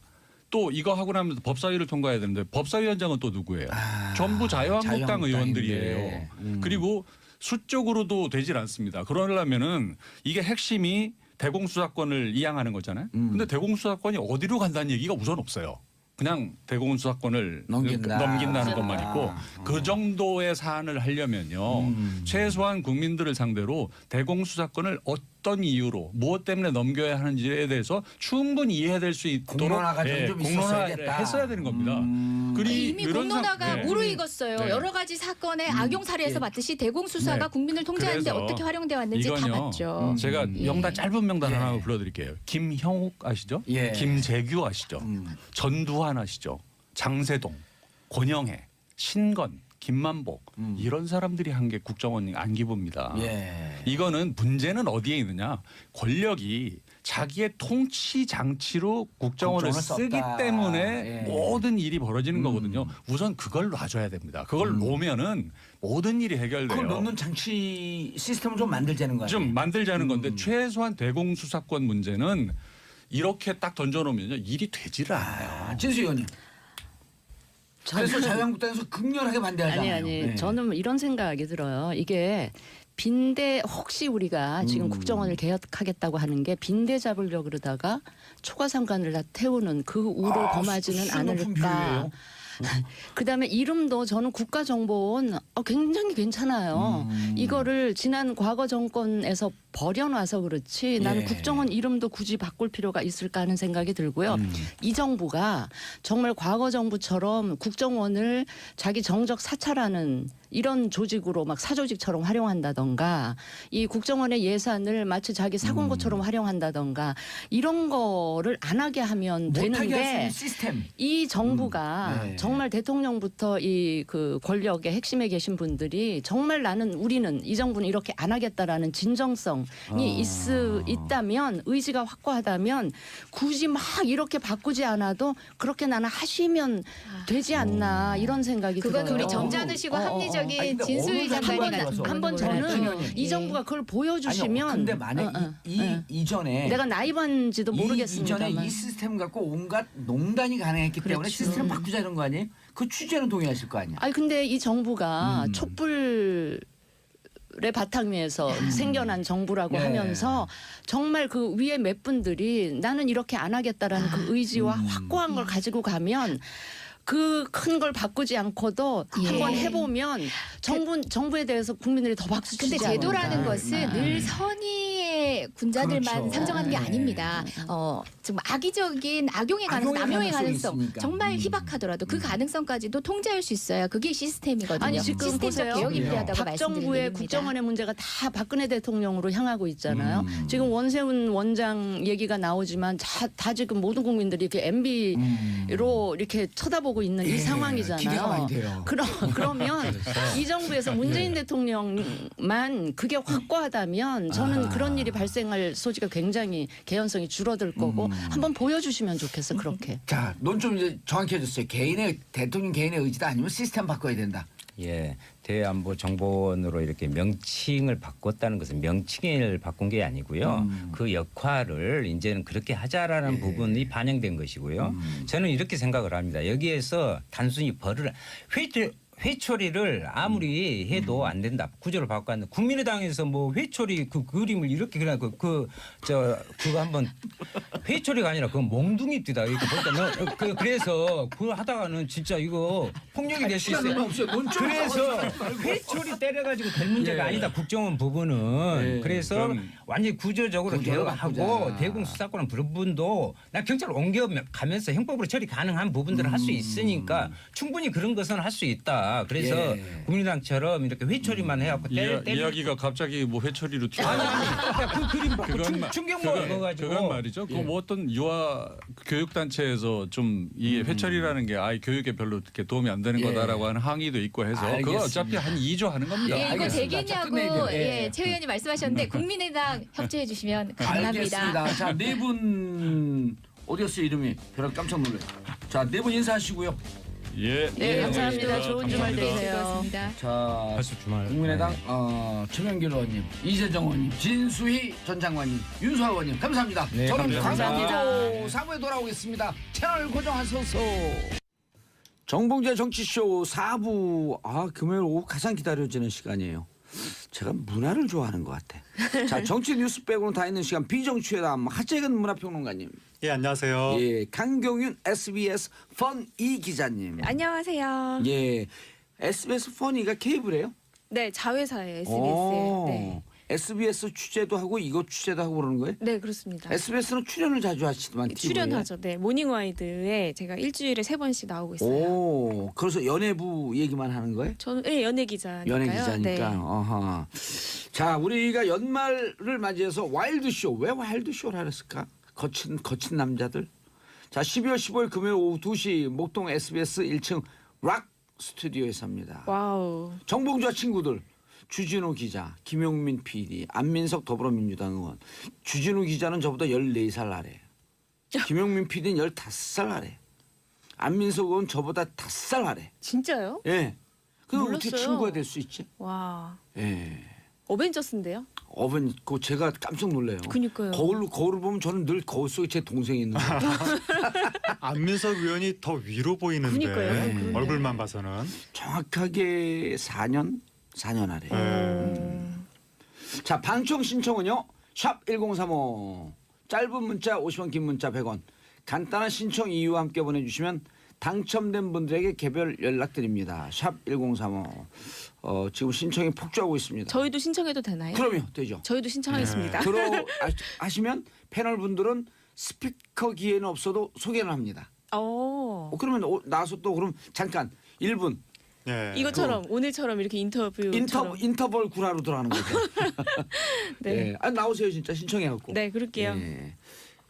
강경희 기자 첫 네. 번째 뉴스. 네, 첫 번째 뉴스는요. 예. 어이가 없네라고 했던 이 베테랑의 재벌 3세 역을 했던 배우 유아인 씨가 최근에 지난주 한 주를 정말 뜨겁게 타올랐습니다. 오. SNS에서 큰 논란이 있었던 건데요. 예. 이 유아인 씨가 이게 최근에 애호박 게이트다 이렇게 불리더라고요. 애호박 게이트. 왜냐하면은 이제 트위터라고 말해도 되죠. 예. 예, 트위터에 한 누리꾼이 유아인 씨에 대한 얘기를 하면서 유아인 씨는 그냥 냉장고에 있는 애호박을 보고도 굉장히 큰 의미를 부여할 것 같다. 뭐 이런 얘기를 썼는데 그거를 유아인 씨가 검색을 해서 애호박으로 마저 봤음 찡긋 이런 글을 올리게 되면서 이게 논란이 된 거죠. 근데 네. 유한 씨가 뭔가 의미 있는 트윗을 먼저 날렸기 때문에 그런 거 아니에요?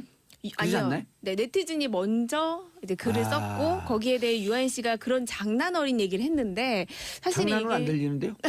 근데 이게 사실은 그 네티즌하고는 오해를 풀었는데 예. 이제 이걸 이제 해명하는 과정에서 지켜본 제3자들이라고 할 수 있죠. 음. 많은 네티즌들이 좀 과도한 거 아니냐 이러면서 이게 페미니즘 논쟁까지 붙어서 예. 굉장히 트위터에서 시끄러웠고 아니 그러니까 유아인 씨가 평상시에 이제 저도 직접은 모르지만 네. 유아인 씨 잘 아는 네. 또 제 지인이 있는데 네. 아주 사회적 문제에 대해서 개념 있는 발언을 많이 한다고 그러면서 네. 무척 긍정적으로 평가를 하더라고요. 네. 근데 그렇게 너무 진지하게 얘기하니까 누군가가 네. 좀 디스하려고 그렇게 장난친 거 아니에요? 아무래도 그러니까 이게 그렇죠. 지금 장난이죠. 말씀하신 그 애호박 글의 내용이 예. 그 네티즌이 유아인 씨를 보면 마치 그 애호박 하나 있는 걸 보면서 나한테 혼자라는 건 뭘까?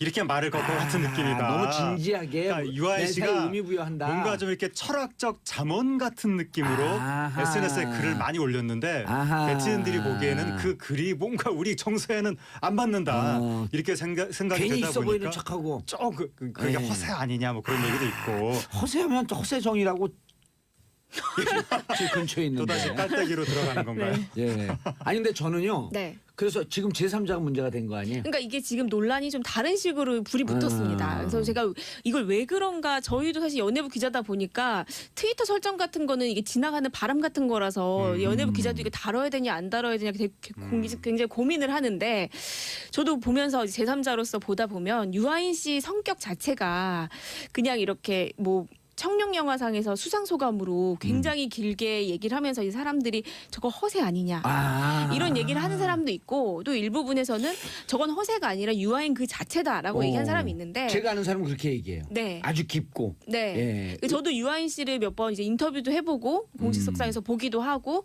유아인 씨가 그동안 했던 행적들 같은 거 보면은 유아인 씨는 좀 본인의 아이덴티티를 연예인이라고 생각하지 않아요. 본인은 이제 아티스트다. 그리고 본인이 말하는 것, 그리고 그림 그리는 것, 디자인하는 것, 글 쓰는 것 모든 것이 다 유아인이다. 이렇게 생각을 하는 사람이에요. 미술을 했었나요? 디자인을 좀 하고요. 최근에는 이제 본인의 그 아티스트 그룹 같은 걸 꾸려서 요즘에는 최근에는 봉도사님 아시는지 모르겠는데 예. 이태원이나 강남 이런 데 중심으로 아티스트 그룹 같은 게 있어요. 예. 그래서 뭐 예를 들어서 디자인하는 사람도 있고 음악하는 사람도 있고 그래서 굉장히 복합 멀티미디어 아티스트 시대거든요. 저것도 있어요. 랭귀지 아티스트 구라 푸는 사람들. 우리는 일단 만나면 구라를 풀거든. 그러니까 약간 예. 비슷한 부분이 있어요. 정봉주 이 도사님하고 유아인 씨하고 비슷한 부분이 있어요. 저는 아주 한 200% 이해가 돼요. 이해되시죠? 예, 그리고 이해할 줄 알았어요. 저는 어떤 분이 트위터로 좀 공격적이고 약간 네. 그 몸싸움 비슷한 네. 그 한번 들어왔어요. 트윗을 날려요. 막 들이댔어요? 그럼 저는 바로 현피 뜨자 그러죠. 아 그래요. 그래갖고 이제 문제가 막 돼요. 네. 어디 사냐 내가 갈게. 네, 네. 그럼 나한테 지금 협박했어요. 그러고 그런 분들이 꼭 카피해갖고 인터넷에 올려요. 올리죠. 그럼 아이 픽업하래 무서우니까 피하려면 피해. 그래갖고 문제가 되는데 저는 계속해요. 왜냐하면 그렇게 공격할 때는 공격한 거에 대해 책임을 져야 되는 거 아니에요? 근데 네. 그 진짜 비슷하시다. 유아인 씨하고 봉도사님의 다른 점은 봉도사님이 사용하는 언어는 질박한 서민의 언어. 질박하는 뭐예요? 뭐 이렇게 고급스러운 언어는 안 쓰지 않습니까? 질이 천박한 맞아요. 소박한 서민의 언어. 봉도사님 참지 마세요. 상식적인 서민의 언어. 현피 뜰 수도 없어. 보고 있으니까. 지금 들이댄 것 같아요. 하여튼 그런 상식적인 언어를 쓰시는데 여기 약간 유아인 씨 자만스럽다. 같은 경우에는 뭔가 이제 그걸 뭐라고 표현? 말이 좀 복잡하다 한마디로. 그래서 옛날에 정조대왕이 문체반정 운동을 하지 않았습니까? 글을 쓸 때 멋을 부리지 말아라라고 했었는데 이 와중에 진짜 자기 걸 들이대는 그러니까요. 네티즌들이 진지한 유아인 거다, 씨한테 이거. 그 문체 반정하라고. 반정은 무슨 뜻이에요? 그러니까 그 이 옛날에 문체까지 이해가 되는데 정조대왕이 생각했던 것은 요즘에 젊은 청년들이 미사여구를 써서 글을 복잡하게 쓰는데 옛날에는 글을 소박하게 원리 원칙대로 반정이 무슨 썼다. 뜻이에요? 반정이 무슨 그 뜻이에요? 옛날 반정 옛날에 올바른 것으로 돌아간다. 예, 원래 유학자들은 옛날이 무조건 최고거든요. 무조건 옛날로 돌아가자. 저는 글을 누구한테 배웠냐면 네.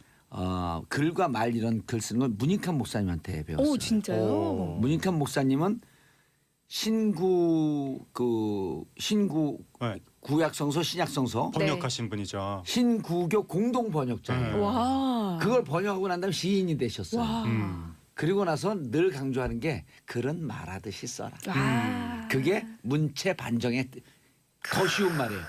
말하듯이 써라. 아니 그 정조대왕이 얘기하는 문체의 반정은 말하듯이 쓰지 말라는 거였는데 뭐 어쨌든지 간에 지금 그게 중요한 게 아니라 실패. 아니 쉽게 쓰는 거 아니었어요?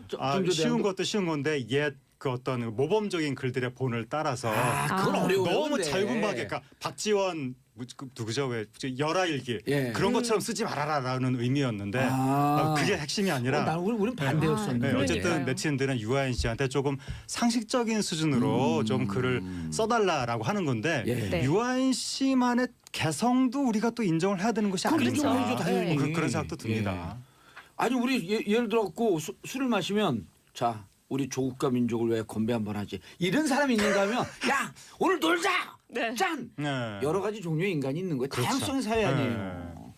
그런데 이제 왜 시비를 거냐 이거야 제 얘기는. 근데 이제 그 유아인 씨 같은 경우에는 연예인이라는 특수한 지위에 있었는데 네티즌들이랑 댓글 싸움을 한 것은 조금 이게 스스로 화를 자초한 것이 아니냐. 그러니까요. 저는 유아인 씨에게 한 표. 그러니까 싸울 왜냐하면 건 싸워야 돼요. 이 비슷해요. 정말 비슷해요. 그러니까 봉도사님이 약간 부딪히는 스타일인데 유아인 씨도 어떤 스타일이냐면 본인이 그냥 넘어간 스타일이 아니에요. 예. 그리고 예전에 유아인 씨가 굉장히 어렸을 때 신인 시절인데 그때 당시에 영화 출연하면서 당시에 영화 제작사였던 어떤 사람에 대해서 그때는 당시에 미니홈피라는 게 유행이었는데 예. 그때도 굉장히 막 도토리. 싸이월드. 네네 막 음악 주고 막 그때도 싸이월드에다가 이거는 문제가 있다라고 굉장히 용감하게 글을 남겼었어요. 그러니까 본인이 소속사 유아인 씨가 있었던 소속사 사람들한테 물어봐도 유아인 씨는 어떤 소속사에서 이렇게 컨트롤을 할 수 있는 그런 스타일이 아니라 그 자체로 자신이 이미 아티스트라고 생각하기 때문에 이런 뭐 누가 이걸 해라 저거라가 안 돼요. 그러니까 제가 한마디로 정의를 하면 네. 유아인 씨는 네. 리버럴리스트의 전형이에요. 그런 것 같습니다. 예. 네. 자, 근데 한 정신과 전문의가 유아인 씨에게 경조증 진단을 내렸다. 이건 뭐죠? 그러니까 경조증이? 이게 경조증이라는 게 예. 그 이제 가벼운 어떤 그 정신 질환이라고 해야 되나요? 그러니까 그런 얘기인데 왜냐하면 이제 유아인 씨가 너무 많이 조울증의 그 조자죠. 조울증보다 약한 건데요. 경조증. 네, 왜냐하면 이제 유아인 씨가 트윗을 갑자기 많이 하고 그리고 네티즌들과 설전이 붙고 이런 식으로 본인에 대해서 좀 과도하게 자의식에 사로잡혀서 너무 많이 자신에 대한 의견을 피력하는 게 이 증세일 수 있다라고 어떤 정신과 의사가 얘기를 했는데 이분도 어렵게 썼네. 초기 단계의 관종이다?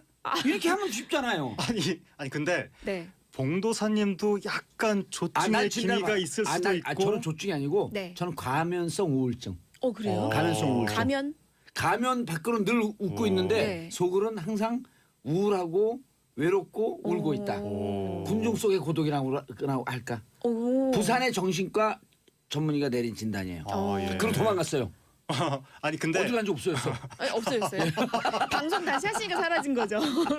상담을 받으셔야 될 것 아니 같은데. 그분은 저를 염려해 주는 거로 정치인이 저렇게 정치를 못 하고 있으면 그리고 자기 네. 그 팟캐스트 할 때 네. 자기 방송만 하고 있으면 속으로는 급하게 우울하니 옆에 네. 있는 사람들이 좀 잘해줘야 된다. 네. 돈도 막 주고 예, 술도 막 사주고. 근데 봉도사님 관종이라는 단어에 대해서 부정적 인식이 없으시죠? 전 좋아해요. 그쵸? 전 제일 좋아하는 표현이 탄돌이. 그게 뭐죠? 탄돌이 옛날에 탄돌이. 노무현 이제- 대통령 예. 탄핵이 없었으면 국회의원 안 됐을 사람. 못 됐을 사람. 그렇게 능력이 허접한 거예요. 그래서 탄핵 때문에 국회의원 된 탄돌이. 그때 이제 막 그 상대 당이 너 탄돌이 하냐 그러면 너무 고마워요. 전 탄돌이에요. 왜냐하면 시대 정신에 충실했던 거거든요. 2004년 총선 때 우르르 그걸 지달았던 그렇죠. 그분들. 탄돌이. 근데 저도 관종이라면 너무 좋아요. 그러니까 본인의 아이덴티티를 이렇게 인정하면 쉬운데 그래서 지금 계속 싸우고 있어요. 유아인 씨와. 지금은 잠깐 지금 소강 상태죠. 소강 그럼 오늘 상태인 우리가 게 싸움 또 한번 붙이죠. 아니, 그죠. 싸우라고. 그럼 안 돼?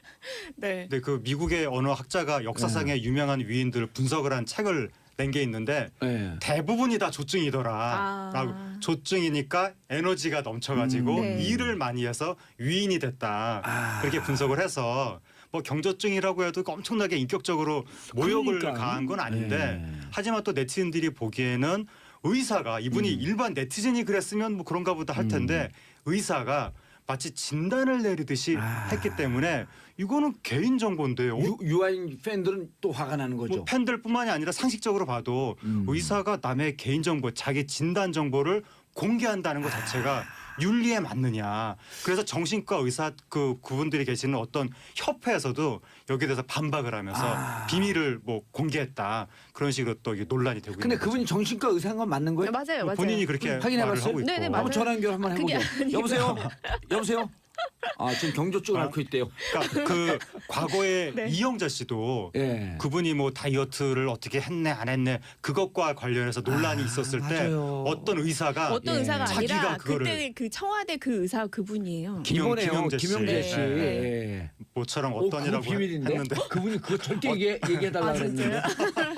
아무튼 그래가지고 그때도 의사가 어떻게 남의 진료 정보를 공개할 수 있느냐라고 해서 문제가 됐었는데 맞습니다. 유아인 씨가 또 그걸로 지금 논란이 되는 거죠. 고은주님, 유아인이 죄를 지은 것도 아닌데 글이 좀 보기 싫다고 사람을 너무 모는 것 같아요. 그리고 어찌 보면 연예인은요, 네. 공인 아니에요. 아니죠. 유명인일 뿐이지 사인이죠. 네, 그렇죠, 사인이에요. 그렇죠. 그리고 그렇습니다. 연예인들에게 공적 책무를 강조하는 건 과해요. 네, 그렇죠. 네. 봉도사님은 공인이세요, 사인이세요? 저는 공사. 준공인이죠. 왜냐하면 공사. 전직 국회의원이시니까 네. 준공인. 근데 공사는 아니고 네. 육사를 갈라 그랬었어. 그분에 있음. 받기 어려운 아재 개그. 네. 자, 다음 하재근 네. 문화평론가. 그래서 유아인씨 문제를 좀 우리 사회가 너무 진지하게 가벼운 걸 맞아요. 진지하게 갖고 싸우는 경향인데 네. 유아인씨 측도 또 반대 측도 그냥 가볍게 퉁치고 네, 이 역시 예. 넘어가리라. 이 또한 지나가리. 뭐 지나가리. 세상에 그런 분도 있는 거고. 오늘 네. 저녁에 네. 소주 한 잔에 털어서 마시세요 그냥. 그러니까요. 아 멋진 해결법. 봉도사반이 할 수 있는. 네. 나 SBS 봉도사야 봉도사. 이거 뭔지 모르죠? 뭐죠? 범죄도시야. 나 헐빈 장첸이야 장첸. 아, 제가 그 영화를 아직 안 봤습니다. 아, 나이 아니 웃기 아예 웃기니? 아예 안 안 봤기 봤니? 때문에 아예 안. 아예 안 봤니? 곧 아예 안 보도록 봤니? 하겠습니다. 전화 아이 봤니? 곧 예. 보도록 하겠습니다. 예. 그리고 제가 전해드릴 소식은 영국 왕실에서 예.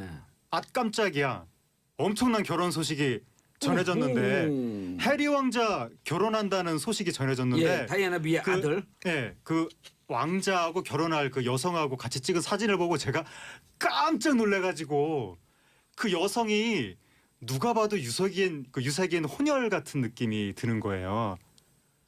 아. 영국 왕실이 영국 왕실은 그 혈통은 어떻게 해요? 굉장히 보수적이죠. 코케이전 백인만 네. 할 수 있는 건가요? 뭐 그 법으로 정해진 건 아니지만 딱 관행. 봐도 네. 어떤 영국의 앵글로색슨 그 혈통을 앵글로색슨. 지킬 거라는 걸 아. 뻔히 짐작이 그러네. 가는데 사진만 봐도 제가 흑인 혼혈 같은 느낌이 들어가지고 제가 깜짝 놀랐는데 아. 이게 점입 가경입니다. 연상이고 오호. 국적이 미국 사람입니다. 와중에 이혼 경력 오호. 대박 사건이죠. 이혼 경력이 있고 흑인 혼혈 엄마가 흑인이랍니다. 아. 네, 아프리카계 그러- 미국인. 그러한 여성을 영국 왕실이 지금 왕이 계승서열 5위인가 뭐 4위인가 5위예요. 네. 5위인가 그런데 계승서열 5위 지금 부인으로 그러니까 공작 부인 되는 거거든요. 지금 부인 되면 케임브리지 공작 부인 되는 거거든요. 그 영국 왕실이 지금 난리가 났어요 영국이. 아니요. 뭐 굉장히 난리까지는 긍정적이에요. 아닌데 아, 세계적으로 화제가 되고 있는 세계적으로 거죠. 화제가 됐지만 네. 긍정적이다. 네, 매우 영국- 놀랍게도 영국이 이 사건을 그냥 받아들이고 있습니다. 아, 그러니까 유아인 씨 사건도 이렇게 받아들이면 되는 거예요. 세상이 변할 거예요. 그럼요. 네. 근데 아, 이분이 예전에는요 또 불과 한 7, 8년 전만 해도 네. 정치인이 방송을 한다는 걸 상상도 그렇죠. 못했어요. 맞아요. 그렇죠, 그렇죠. SBS 전향적인 방송국이에요. 놀라워요. 사장님에게 박수가 아니라 사장님이 잘 운영하도록 견제해준 아. 노조에게 박수를. 노조원이에요? 야, 네. 근데 이거 놀라운 사건이네. 그리고 또 그렇죠, 그렇죠. 여배우예요, 여배우. 그러니까 맞다. 직업이 또 미국 배우예요. 배우예요? 네. 네. 그 아, 그거는 좀 부럽다. 미국 법정 드라마인 슈트의 여주인공이에요. 예? 뭐해? 법정 드라마 슈트라고 있거든요. 아. 거기에 이제 여주인공이고요. 음. 예, 말씀하신 대로 어머니가 미국계 아프리카인, 그리고 아버지는 네덜란드계 영국인. 아, 네. 그리고 지금 사는 곳은 미국 토론토라고 하고요. 네, 캐나다 토론토예요. 네네, 미국 네. 캐나다 토론토. 네. 그렇죠. 왜냐면 슈트가 촬영지가 캐나다 토론토거든요. 아, 숯? 수트, 수트. 네, 드라마. 네. 네. 무슨 뜻이에요? 이건 옷이란 뜻? 옷이란 그쵸. 뜻인 것 같습니다. 오. 네. 그렇죠. 근데 두 사람이 또 되게 사회에 굉장히 뭐라고 해야 되죠? 좀 자원봉사나 이런 봉사나 거에도 헌신적. 네. 아. 그런 분 잘 맞았다고. 근데 해요. 외국은 그런 거에서 많이 네. 만나요. 근데 우리는 촛불하다가 만나는데 맞아. 촛불에서 이루어진 사람 되게 많아요. 엄청 많아요. 맞아요. 그 전에 촛불 전에는 그 한 커뮤니티에서 이 결혼상이 한 10몇 쌍이 나왔어요. 어디죠? 정봉주의 미래 권력들. 제 팬카페도 그래서 제가 아, 진짜요? 여기서만 주례를 한 10몇 건을 봐요. 오. 그것도 약간 나이 드신 분들이. 아.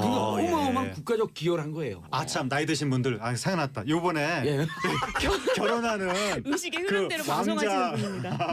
부인이 음. 나이가 연상인데 36. 연상이에요? 예, 왕자보다 나이가 3살인가 많은데 나이가 36이라고 해가지고 예.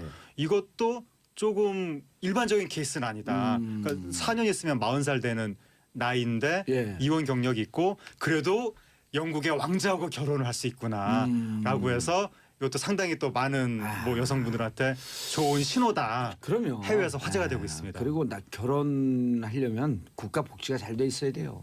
얼마 전에 우리가 그 술 한 잔 먹으면서 애 하나 낳는데 200만 원씩 다달이 해줘야 돼요. 그래야지 애 키웁니다. 그랬더니 거기 있던 여성분들이 다 약간 35세 이제 막 그 결혼 정년기에 들어가는 여성분들인데 네네. 난리가 나는 200만 원씩 좀 다 난다는 거예요. 다 결혼하고.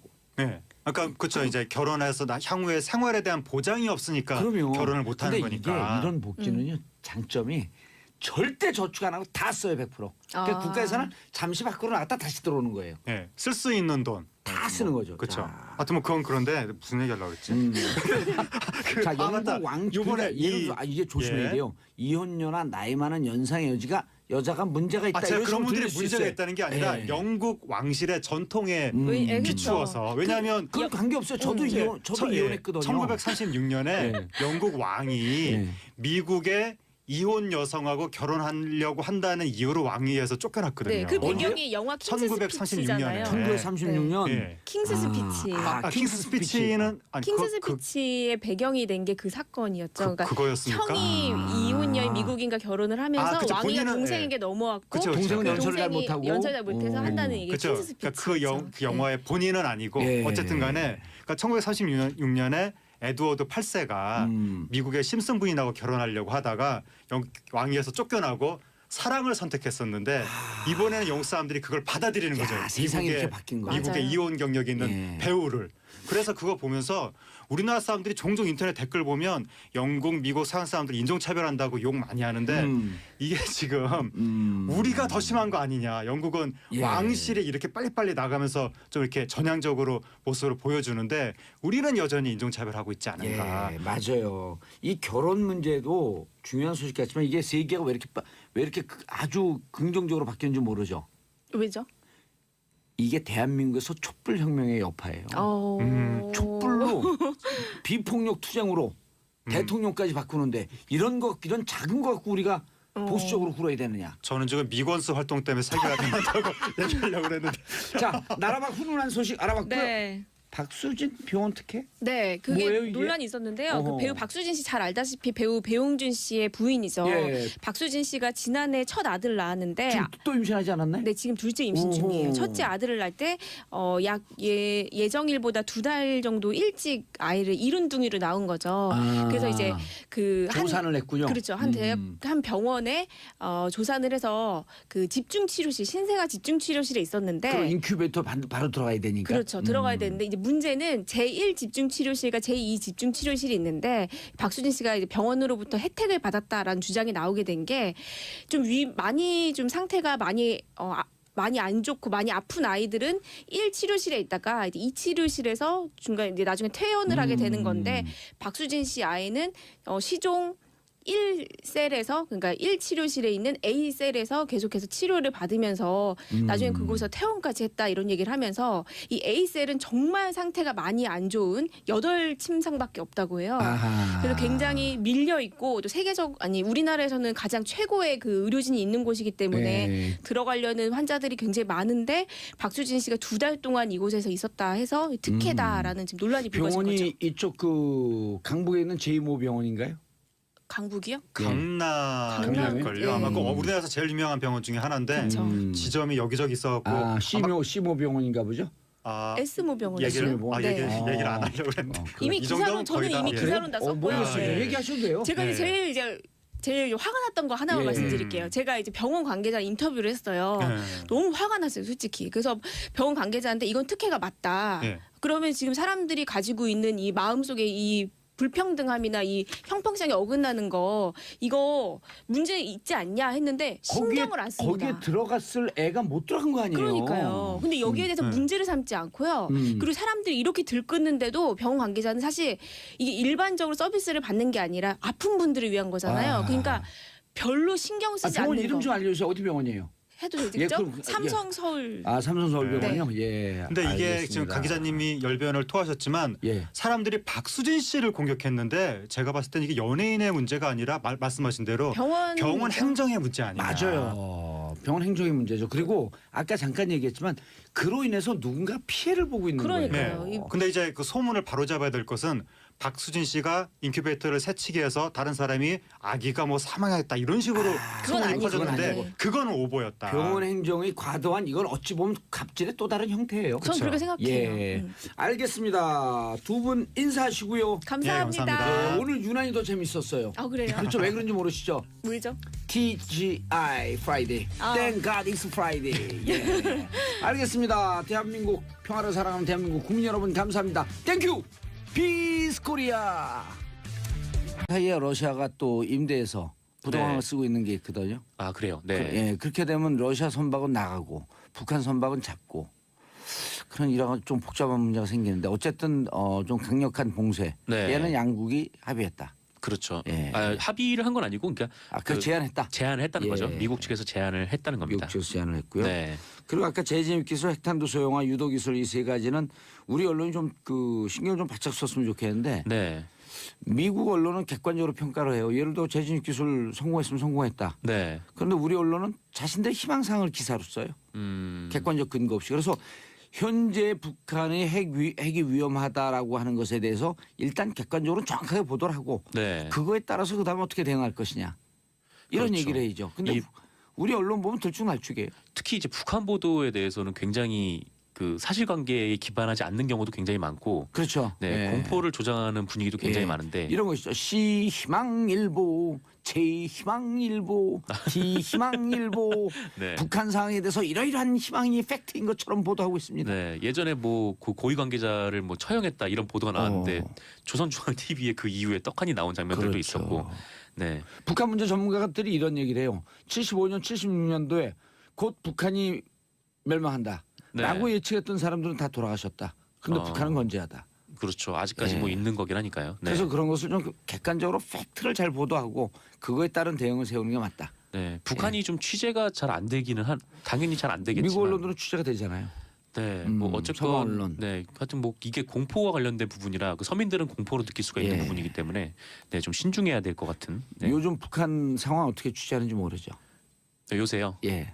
네, 어떻게 취재를 하나요? 북한에 있는 그 외신 그 특파원들, 네, 대사관 직원들 SNS 상에다 계속 사진을 올려요. 네. 그걸 근거로 해서 나머지 서방에서 취재를 합니다. 예. 아, 그 사람들이 SNS를 올리면. 계속 올리면. 네. 서방 기자들은 SNS 사용하기 허락을 했으니까. 아, 네, 그렇군요. 알겠습니다. 다음 뉴스. 네, 그 원세훈 전 국정원장의 국정원 특수활동비 사적 유용 의혹이 불거졌었는데요. 예. 그 원세훈 전 원장의 아내가 호화 관절을 꾸미는데 이 특수활동비를 사용했다 이런 예. 보도가 나왔습니다. 예. 그 서울중앙지검은 2010년 국정원이 서울 강남구 도곡동 인스토피아 빌딩 최상층을 이제 주거 공간으로 예. 이제 주거 형태로 리모델링한 정황을 발견을 하고 수사 중인데요. 이른바 이제 펜트하우스를 만든 거죠. 그렇죠. 어허. 총 여기에 그 10억 원이 들었다고 합니다. 리모델링 인테리어 비용만. 네네. 음흠. 국정원이 웬 리모델링이냐 하실 분들이 계실 텐데 예. 그 원세훈 전 원장의 지시가 있었다고 하고요. 그 지시에 따라서 그 해외 공작비를 들여서 인테리어를 했고 이 공사는 그 원세훈 전 원장의 부인인 그 이모 씨의 취향에 따라서 이루어졌다고 합니다. 네, 부인이 한마디로- 인테리어 사업을 하시나요?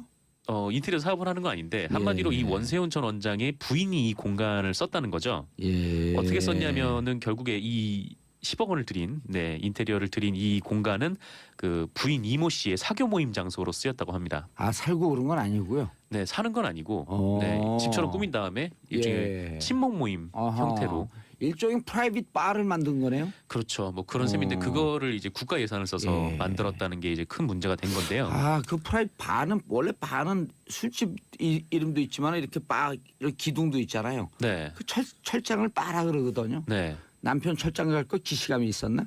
아, 그때부터요. 예. 굉장히 오래전 얘기긴 한데 이 인스토피아 빌딩이 국정원 소유 건물이라고 합니다. 그래요? 네. 와. 국정원 소유 건물이라고 하고요. 이 한 층 넓이가 823제곱미터, 그러니까 한 250평 정도 되죠. 오호. 네, 원래 이 건물에는 그 국가안보전략연구원, 네, 국정원 산하의 연구원이 들어가 있고, 이번에 압수수색 됐던데요. 네네. 그리고 나머지 층은 임대를 하고 있는 상황인데요. 여기에 이제 맨 마지막 그 맨 꼭대기에 이제 펜트하우스를 리모델링을 해서 사적으로 이용을 한 거죠. 임대를 준 것도 아니고요. 네. 이야. 이 더 황당한 거는 이거를 가시가 당시에 하시네. 네, 일부 언론이 이걸 보도를 했었거든요. 예. 그 1빌딩 관사를 그 원세훈 전 원장이 사적으로 이용하고 있다 이런 보도가 나왔었대요. 어느 언론에서요? 어느 언론인지는 제가 정확하게 잘 모르겠는데, 네 그런 어쨌건 게 그런 취재가는데 미디어 오늘이? 네, 찾아보려고 했는데 아침에 네 급해서 네, 다 찾지 못하고 나왔습니다. 미디어 어제네. 오늘은 맞고요. 네. 오늘 찾다가 못 찾을 거기 때문에. 네. 어쨌건 이거를 어떤 언론이 지적을 하니까 예. 부랴부랴 철거공사를 시작을 했다고 네 합니다. 예, 철거공사에 그 정도면 한 5천만 원에서 1억, 한 네. 5%, 10%쯤 들거든요. 네, 근데 그것도 이제 국정원 예산으로 그렇죠. 한 것이고. 그것도 역시 유용한 거죠. 네. 아. 자기들이 쓸 공간을 국민 세금으로 만들었다가 그게 걸릴 것 같으니까 또 음. 국민 세금을 들여서 그거를 철거하는 예. 이제 총극이죠. 이럴 때는 이제 법정에서 형을 때릴 때 네. 10년 플러스 부가세 별도 11년. 네, VAT. 네. 어쨌든 그런 거 이게 아이고, 참 횡령, 가지가지 횡령으로 하셨네, 볼 수 진짜. 있는 횡령이죠. 네, 혐의죠. 국고 손실 및 횡령. 그렇습니다. 예, 10년 이상 무기징역. 네. 그 한편 자, 진수희 바른정당 최고위원 네, 안녕하세요. 전직 재선 장관. 살기 위해 그냥 발버둥 치고 있는 바른정당의 전 최고위원 진수입니다. 전 네. 최고위원이 또 네, 그 네. 현직 아무것도 없어요? 예. 잘못 부른 것 같은데. 네. 자, 국민의당 최병길 의원님. 네, 자리하셨습니다. 안녕하십니까. 예. 국민의당 현 최고위원, 현 최고위원. 오. 최고위원, 오. 서울 송파을 국회의원, 예. 알겠습니다. 전직 뉴스 앵커. 뉴스 앵커. 아, 그게 제일 좋아요. 수명길입니다. 예. 네. 자, 윤소아 정의당 의원님. 뭐 타이틀 없어요? 원내 수석 부대표 정의당 윤소아입니다. 6명 중에 2등이. 그래서 어지간하면 안 쓰려고 합니다. 알겠습니다. 그다음에 이재정 더불어민주당 대변인이신가요? 전 대변인. 전 원내대변인이고요. 좀 더 붙여주세요. 그래야 등장할 거예요. 예, 더불어민주당 의원님. 조금 더 써보세요. 그래야 등장할 모르겠는데? 거예요. 아, 에이스 예. 때. 네. 더불어민주당 에이스예요? 예, 뭐 여의도 최고의 에이스, 최고의 스타 이재정입니다. 반갑습니다. 남들이 그렇게 불러요. 이렇게 얘기하시면 더 좋을 것 같아요. 그래요? 야. 자, 안진경님, 오 스튜디오가 꽉 찼네요. 자, 샵 1035 짧은 문자 50원, 긴 문자 100원 문자 보내주시기 바라겠습니다. 자, 첫 번째 주제 예산안 처리 법정 시한. 지금 국회법은 어떻게 되어 있나요, 이게? 우리 그 청취자분들에게 소개를 시켜줘야죠. 12월 2일이죠. 12월 2일. 내일이 처리 마감 기한. 무조건 처리해야 되는 거예요?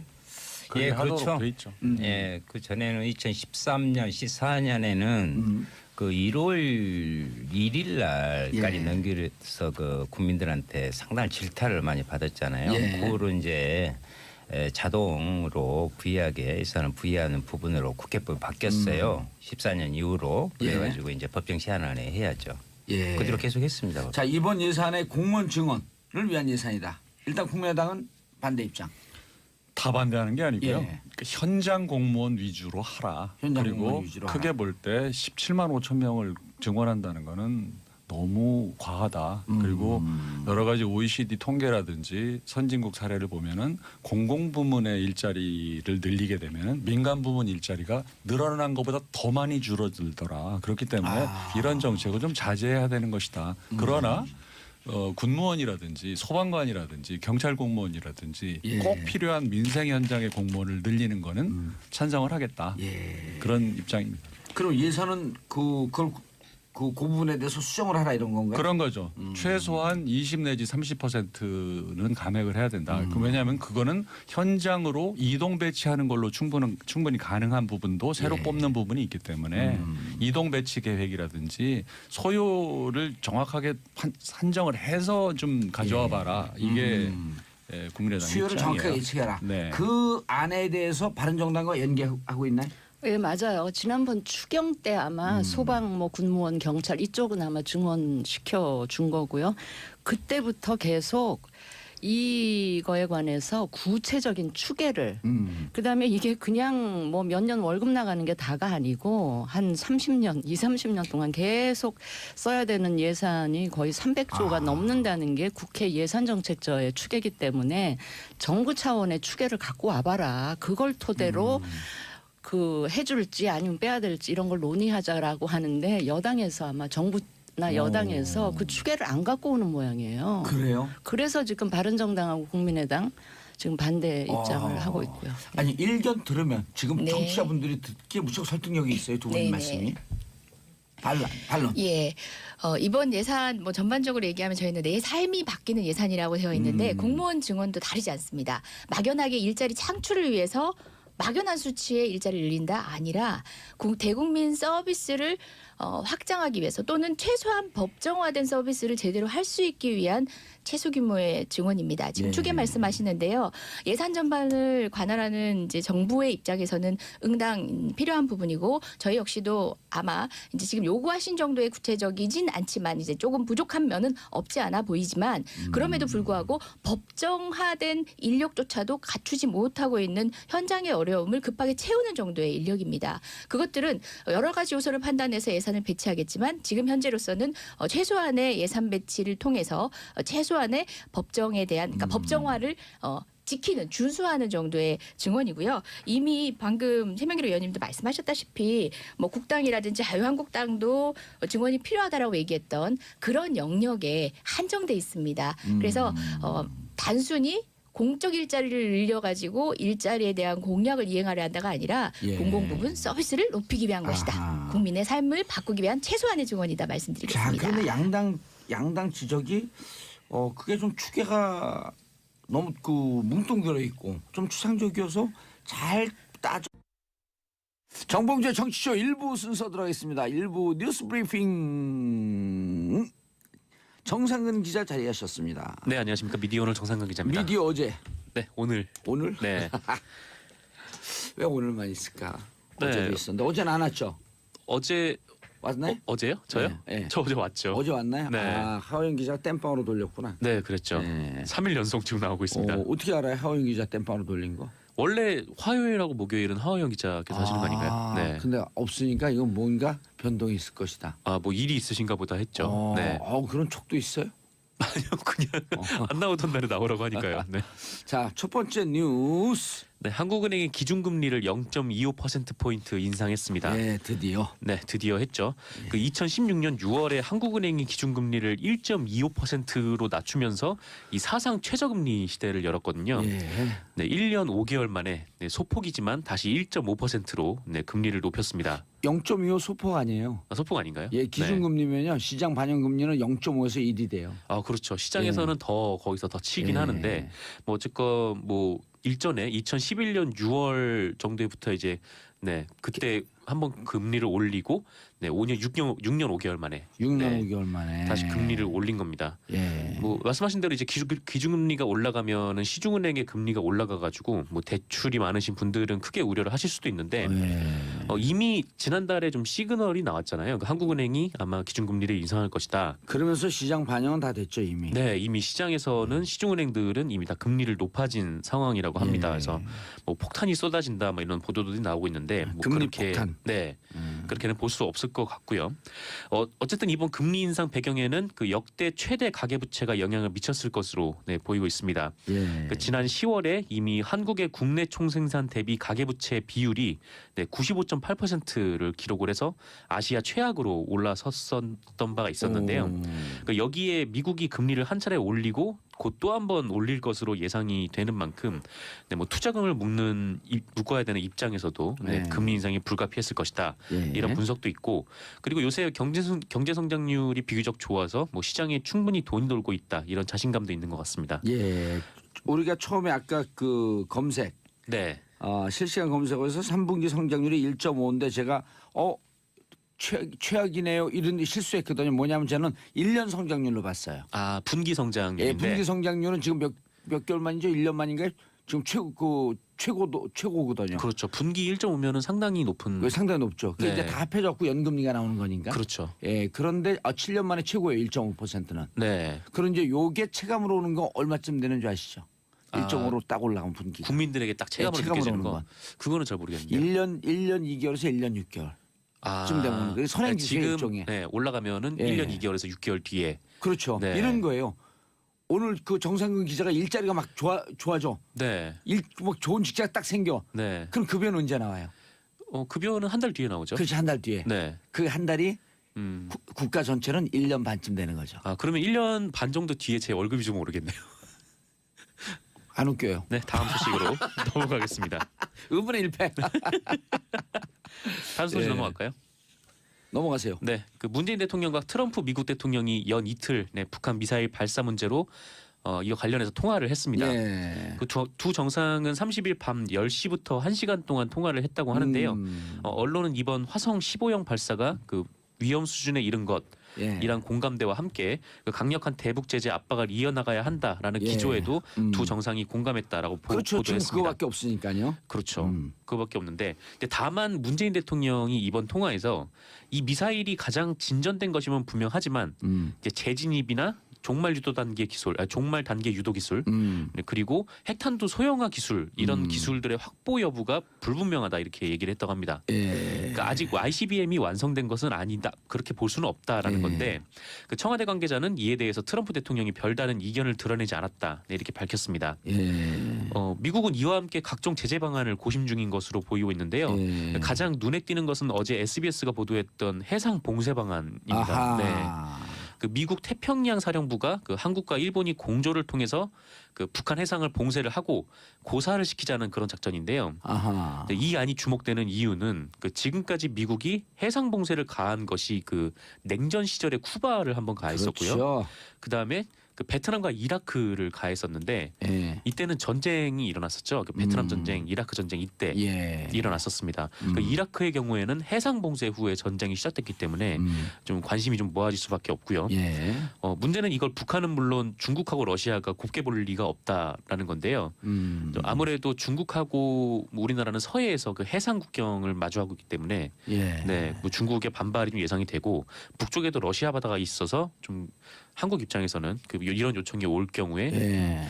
잘 조정을 해야 될 것 같다. 낮은 선봉사 보면 한 20-30% 정도는 좀 줄여도 될 것 같다라고 하는 주장이거든요. 그 부분에 대해서는 아니 그 국민의당 우리 최명길 의원님께서 말씀하신 부분에 혹시 청취자 여러분이 오해가 있으실까봐 그 17만 5천 명 그것은 5개년 그 계획으로 잡혀 있는 총 공무원 증원 수 목표고요. 그럼 연간 지금 한 3만 명 지금 여기에 지금 올라 있는 것은 지금 12,200명 내년 12,200 예산 명. 5,300억 정도의 예산이 예. 소요됩니다. 그 부분에 대해서 지금 개수 조정을 계속하면서 국민의당하고 바른정당에서는 그 부분을 지금 줄여야 되는 거 아니냐. 공무원. 그런데 이제 정의당의 입장에서는 어제 제가 마지막 호소를 했습니다마는 우리가 안전한 나라 만들자고 이야기를 했고요. 또 그러려면 필수적으로 또 그 소방 공무원이라든가 사회복지 전담 공무원 비율이 전 세계적으로 이렇게 낮은 데가 없거든요. 그리고 근로감독관 이러한 부분들을 하는 것은 또 한편으로 청년 일자리의 창출의 역할도 있는 거고 여기에서 꼭 한 가지 말씀드리고 싶은 것은 이것을 단순 추계를 하면 안 된다.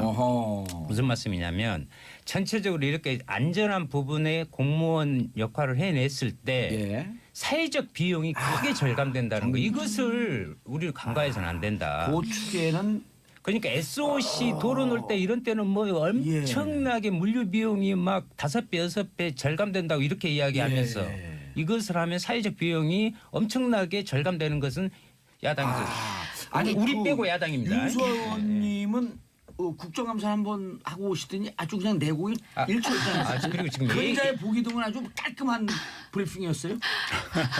감사합니다. 제가 하나만 더 첨언을 하고 싶은 게 그 현장 재배치에 대한 말씀을 하셔서 그런 방식으로 현장 재배치의 고민을 점검을 통해서 고민을 하고 난 뒤에는 또 소요 인력에 대한 계획이 달라질 수 있다라고 말씀하셨는데 그렇게 말씀하신 대표적인 사례가 또 소방이에요.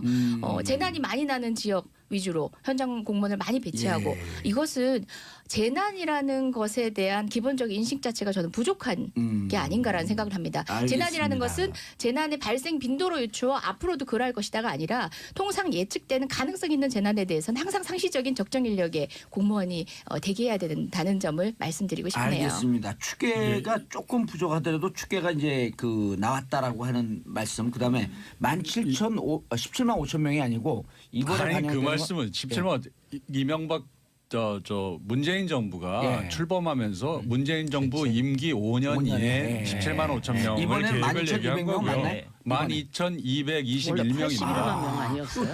조금 더 디테일해요. 12,221명. 22명이 되죠. 네. 맞습니다. 더 세밀하게 말하면 예. 12,221명이고 이제 어머 12,200명.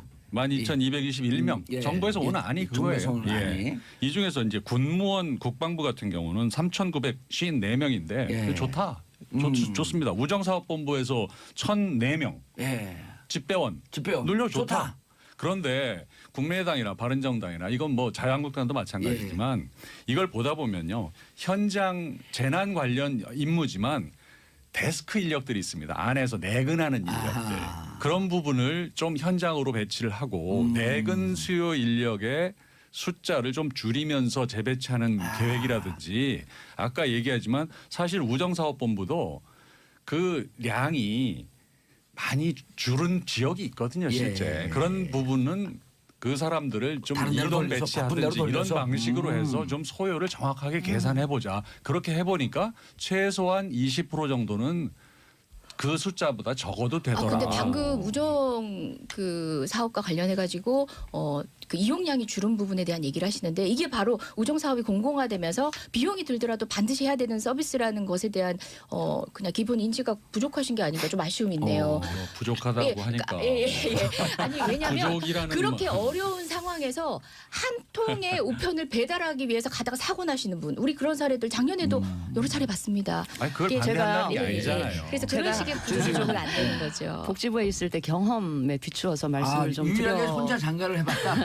드려볼게요. 왜냐하면 지금 그 서비스 필요한 서비스 때문에 늘어나야 되는 그 인력 그다음에 사회적 비용 있을 수도 있는 사회적 비용을 오히려 절감하는 방법일 수 있다. 그 말에 저는 동의를 하면서 그럼 기존에 있는 공무원 그대로 두고 순증을 하자 이런 얘기잖아요. 근데 제가 복지부에 있을 때 보니까 정말 사회복지 공무원 숫자가 부족하더라고요. 예. 그러니까 우리 여기 청취자 여러분들 지역에 동주민센터에 가보시면 지금은 그래 조금 나아졌는데 한 10명쯤 동 직원들이 있어요. 예. 그중에 한 사람만 유독 바빠요. 사회복지사야. 예, 사회복지 공무원 일하시는 분들은 주로 여자분들이 많으신데 화장실 갈 새도 없이 계속 몰려드는 그 TV조선에 따르면 예. 그 원세훈 전 원장의 부인은 지난 8월에 그 원세훈 전 원장이 선거 개입 혐의로 그 징역 4년을 받고 바로 법정에서 구속이 된 적이 있었잖아요. 예. 그때 구속이 되자 그 이명박 전 대통령을 찾아갔다고. 네. 살려주세요. 그렇죠. 이제 가서 그 이명박 전 대통령한테 남편이 이렇게 들어갔으니까 예. 좀 관심을 갖고 대책을 마련해 달라 이렇게 얘기를 했답니다. 근데 이 대책 마련 요구에 대해서 그 이명박 대통령은 아무 말도 안 하다가 그냥 이렇게 말씀하셨다고 하는데 아들이랑 함께 살면서 마음을 굳건히 가지시라. 네. 근데 뭐 들어가도 어쩔 수 없다라는 뉘앙스로밖에 읽힐 수 없을 것 같아요. 그때 법정에서 4년형을 받을 때요. 기자들이 취재를 했더니 부인이 손을 부들부들 떨면서 네. 분노에 떨었다. 그래서 제가 한 방송 우리 여기 SBS 정치쇼에서 얘기한 것 같은데 곧 원세훈 전 원장은 다 불 것이다. 왜? 징역은 혼자 사는 게 아니라 가족이 함께 사는 것이다. 네, 그렇죠. 특히 이 그 원세훈 전 원장의 부인이 예전부터 굉장히 유명하신 분이었다고 그렇죠. 해요. 네. 예, 국정원 부원장으로까지 불렸다고. 예, 한 뭐 성격 하시는 분이니까요. 네. 그래서 뭐 그날 이제 법정 앞에서도 이게 뭐 원세훈 원장 혼자 한 거냐 막 이렇게 소리를 지르면서 그 정상근 기자가 취재한 거예요, 그게? 아니요 이제 그때 취재한 보도에 거? 많이 나왔어요. 보도에 네. 좀 직접 취재한 건 거의 없으신가 봐. 미디어 쪽 관련해서 물어봐 주십시오. 어쨌건 그렇고요. 예. 네. 어쨌건 지금 원세훈 전 원장의 부인은 예. 이명박 전 대통령을 이렇게 만난 이후에 그 이명박 전 대통령이 위로조차 하지 않더라 이렇게 주변에 하소연을 하고 예. 다니셨다고 합니다. TV조선 보도예요? 네, TV조선 보도입니다. TV조선에 쌈을 부추기네 양쪽에. 그러게요. 예, 모처럼 역할하고 있는 것 같아요. 네. 그러면은 곧 원세훈 원장 입에서 술 풀리듯이 술 얘기가 나올 수도 있죠. 예. 네, 일단 뭐 가족분들이 굉장히 좀 분노를 한 것 같으니까. 알겠습니다. 지하철 9호선 파업. 네, 그 지하철 9호선 파업이 어제부터 돌입을 예, 했습니다. 이것도 또 뭐 MB와 연관되어 있다. 기승전 MB. 이게 그 지하철 9호선 같은 경우에는 예. 그 다른 1호선에서 8호선은 일종의 이제 세금으로 어허. 지어졌는데 이제 공공 서비스를 위한 거니까. 근데 이게 BTL. 민자가 들어온 네, 거죠. 민자가 예. 들어왔어요. 그래서 이거 운영을 처음에는 맥커리에서 했었어요. 네. 예. 호주의 그 투자 회사죠. 네. 예. 거기서 담당을 하다가 이시영 아들이 그 아들 이시영이 맥커리에서 근무하지 않았었나요? 네, 맥커리에서도 근무했고 예, 맥커리 한국 지사장. 네, 어디 타이어 회사 한국 타이어인가 예, 한국 네, 타이어. 거기서도 사돈. 근무를 했었고 예. 네. 지금은 이제 다스에서 조보면 회장. 예. 네, 그렇게 근무를 하는데 어. 어쨌건 이 9호선이 민자로 지어져 가지고 예. 이게 서울 강서 지역부터 강남까지 연결되는 노선인데 음. 굉장히 사람이 많거든요. 예. 그래서 거의 뭐 염창이나 가양역에서는 출퇴근길에 한 번에 지하철에 올라타지도 못할 정도로 야. 사람이 많아요. 예. 근데 문제는 배차 간격이 길고 네, 차량이 작아요. 그러니까 내량밖에 안 돼요. 네, 그렇기 때문에 그 이게 민자니까 최소한의 비용을 들여서 최대한의 그 인력을 수송을 해야 되니까 근데 그 빨대를 대고 힘있게 쫙쫙 빨아먹고 있는 중이었네. 그렇죠. 예. 이 또 최소한의 비용을 하려면 가장 많이 하는 거는 노동자들에 대한 비용을 아끼는 거잖아요. 그래가지고 복지는 네 복지가 많이 떨어지죠. 복지는 최하. 그렇죠. 이 기관사 인력을 딱 비교를 해보면 1호선에서 8호선까지랑 비교를 하면 예. 그 인력은 68% 수준, 네, 휴게 예. 시간은 반 정도밖에 안 된다고 합니다. 어쨌건 게다가 또 그 역무원들 같은 경우에는 이 9호선은 혼자 일하는 역도 있다고 해요. 예. 네, 지금 뭐 그런 상황입니다. 혼자 일하는 데가 있어요? 그 네. 안전사고 나면 또 이게 그 책임지라 그럴 거 아니에요. 만약에 이제 안전사고 나지 말아야 되지만. 그렇죠. 요새 뭐 테러 위협 막 이런 게 문제인데 오호. 테러 위협은 고사를 하고 예. 뭐 혼자 밥 먹으러 갈 시간도 없는 거예요. 어머머머. 네, 어쨌건 그런 문제들이 있다고 하고요. 어떻게 MB의 흔적이 곳곳에 남아 있을까 이렇게. 그러게요. 아무래도 이 공공 서비스 같은 관련 부분들을 이게 민자로 지어버리면 예. 뭐 민간 기업 입장에서야 수익을 내야 되니까요. 맞아요. 근데 또 뭐 수익을 내든 안 내든 계속 또 세금은 또 민간 기업을 보조를 하고 있는 상황이거든요. 예. 그러니까 좀- 국민 돈 들여서 국가 세금으로 네. 민자 기업 매겨 살리고 그렇죠. 그런데 노동자들 복지는 최하고. 그거를 이용하는 고객들은 굉장히 어려운 상황에 놓여 있는 거고요. 알겠습니다. 네. 인사하시고요. 네, 감사했습니다. 예, 와일드쇼 12월 15일 금요일 오후 2시 송년 특집 와일드쇼 합니다. 목동 SBS 1층 락 스튜디오고요. 15일 금요일 오후 2시입니다. 제가 진행하고 주진우 기자, 김용민, 안민석 더불어민주당 의원, 정봉조 친구들. 아하, 이 사람들하고 내가 친구야.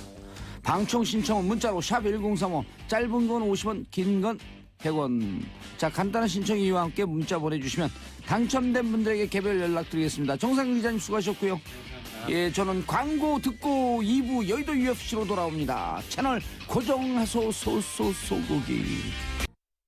정봉재 정치쇼 2부 여의도 UFC 알티밋 파이팅 컨퍼런스. 아, 오래간만에도 만나셨어요. 의원님들 세 분과 전직 장관. 스펙 빵빵해요. 아 좋습니다. 투선 의원에 영어 전공하신 거 맞아요? 예, 뭐 투선 의원, 발음부터 투선 해가지고 의원에 그래서. 미니스터 빵빵 스펙.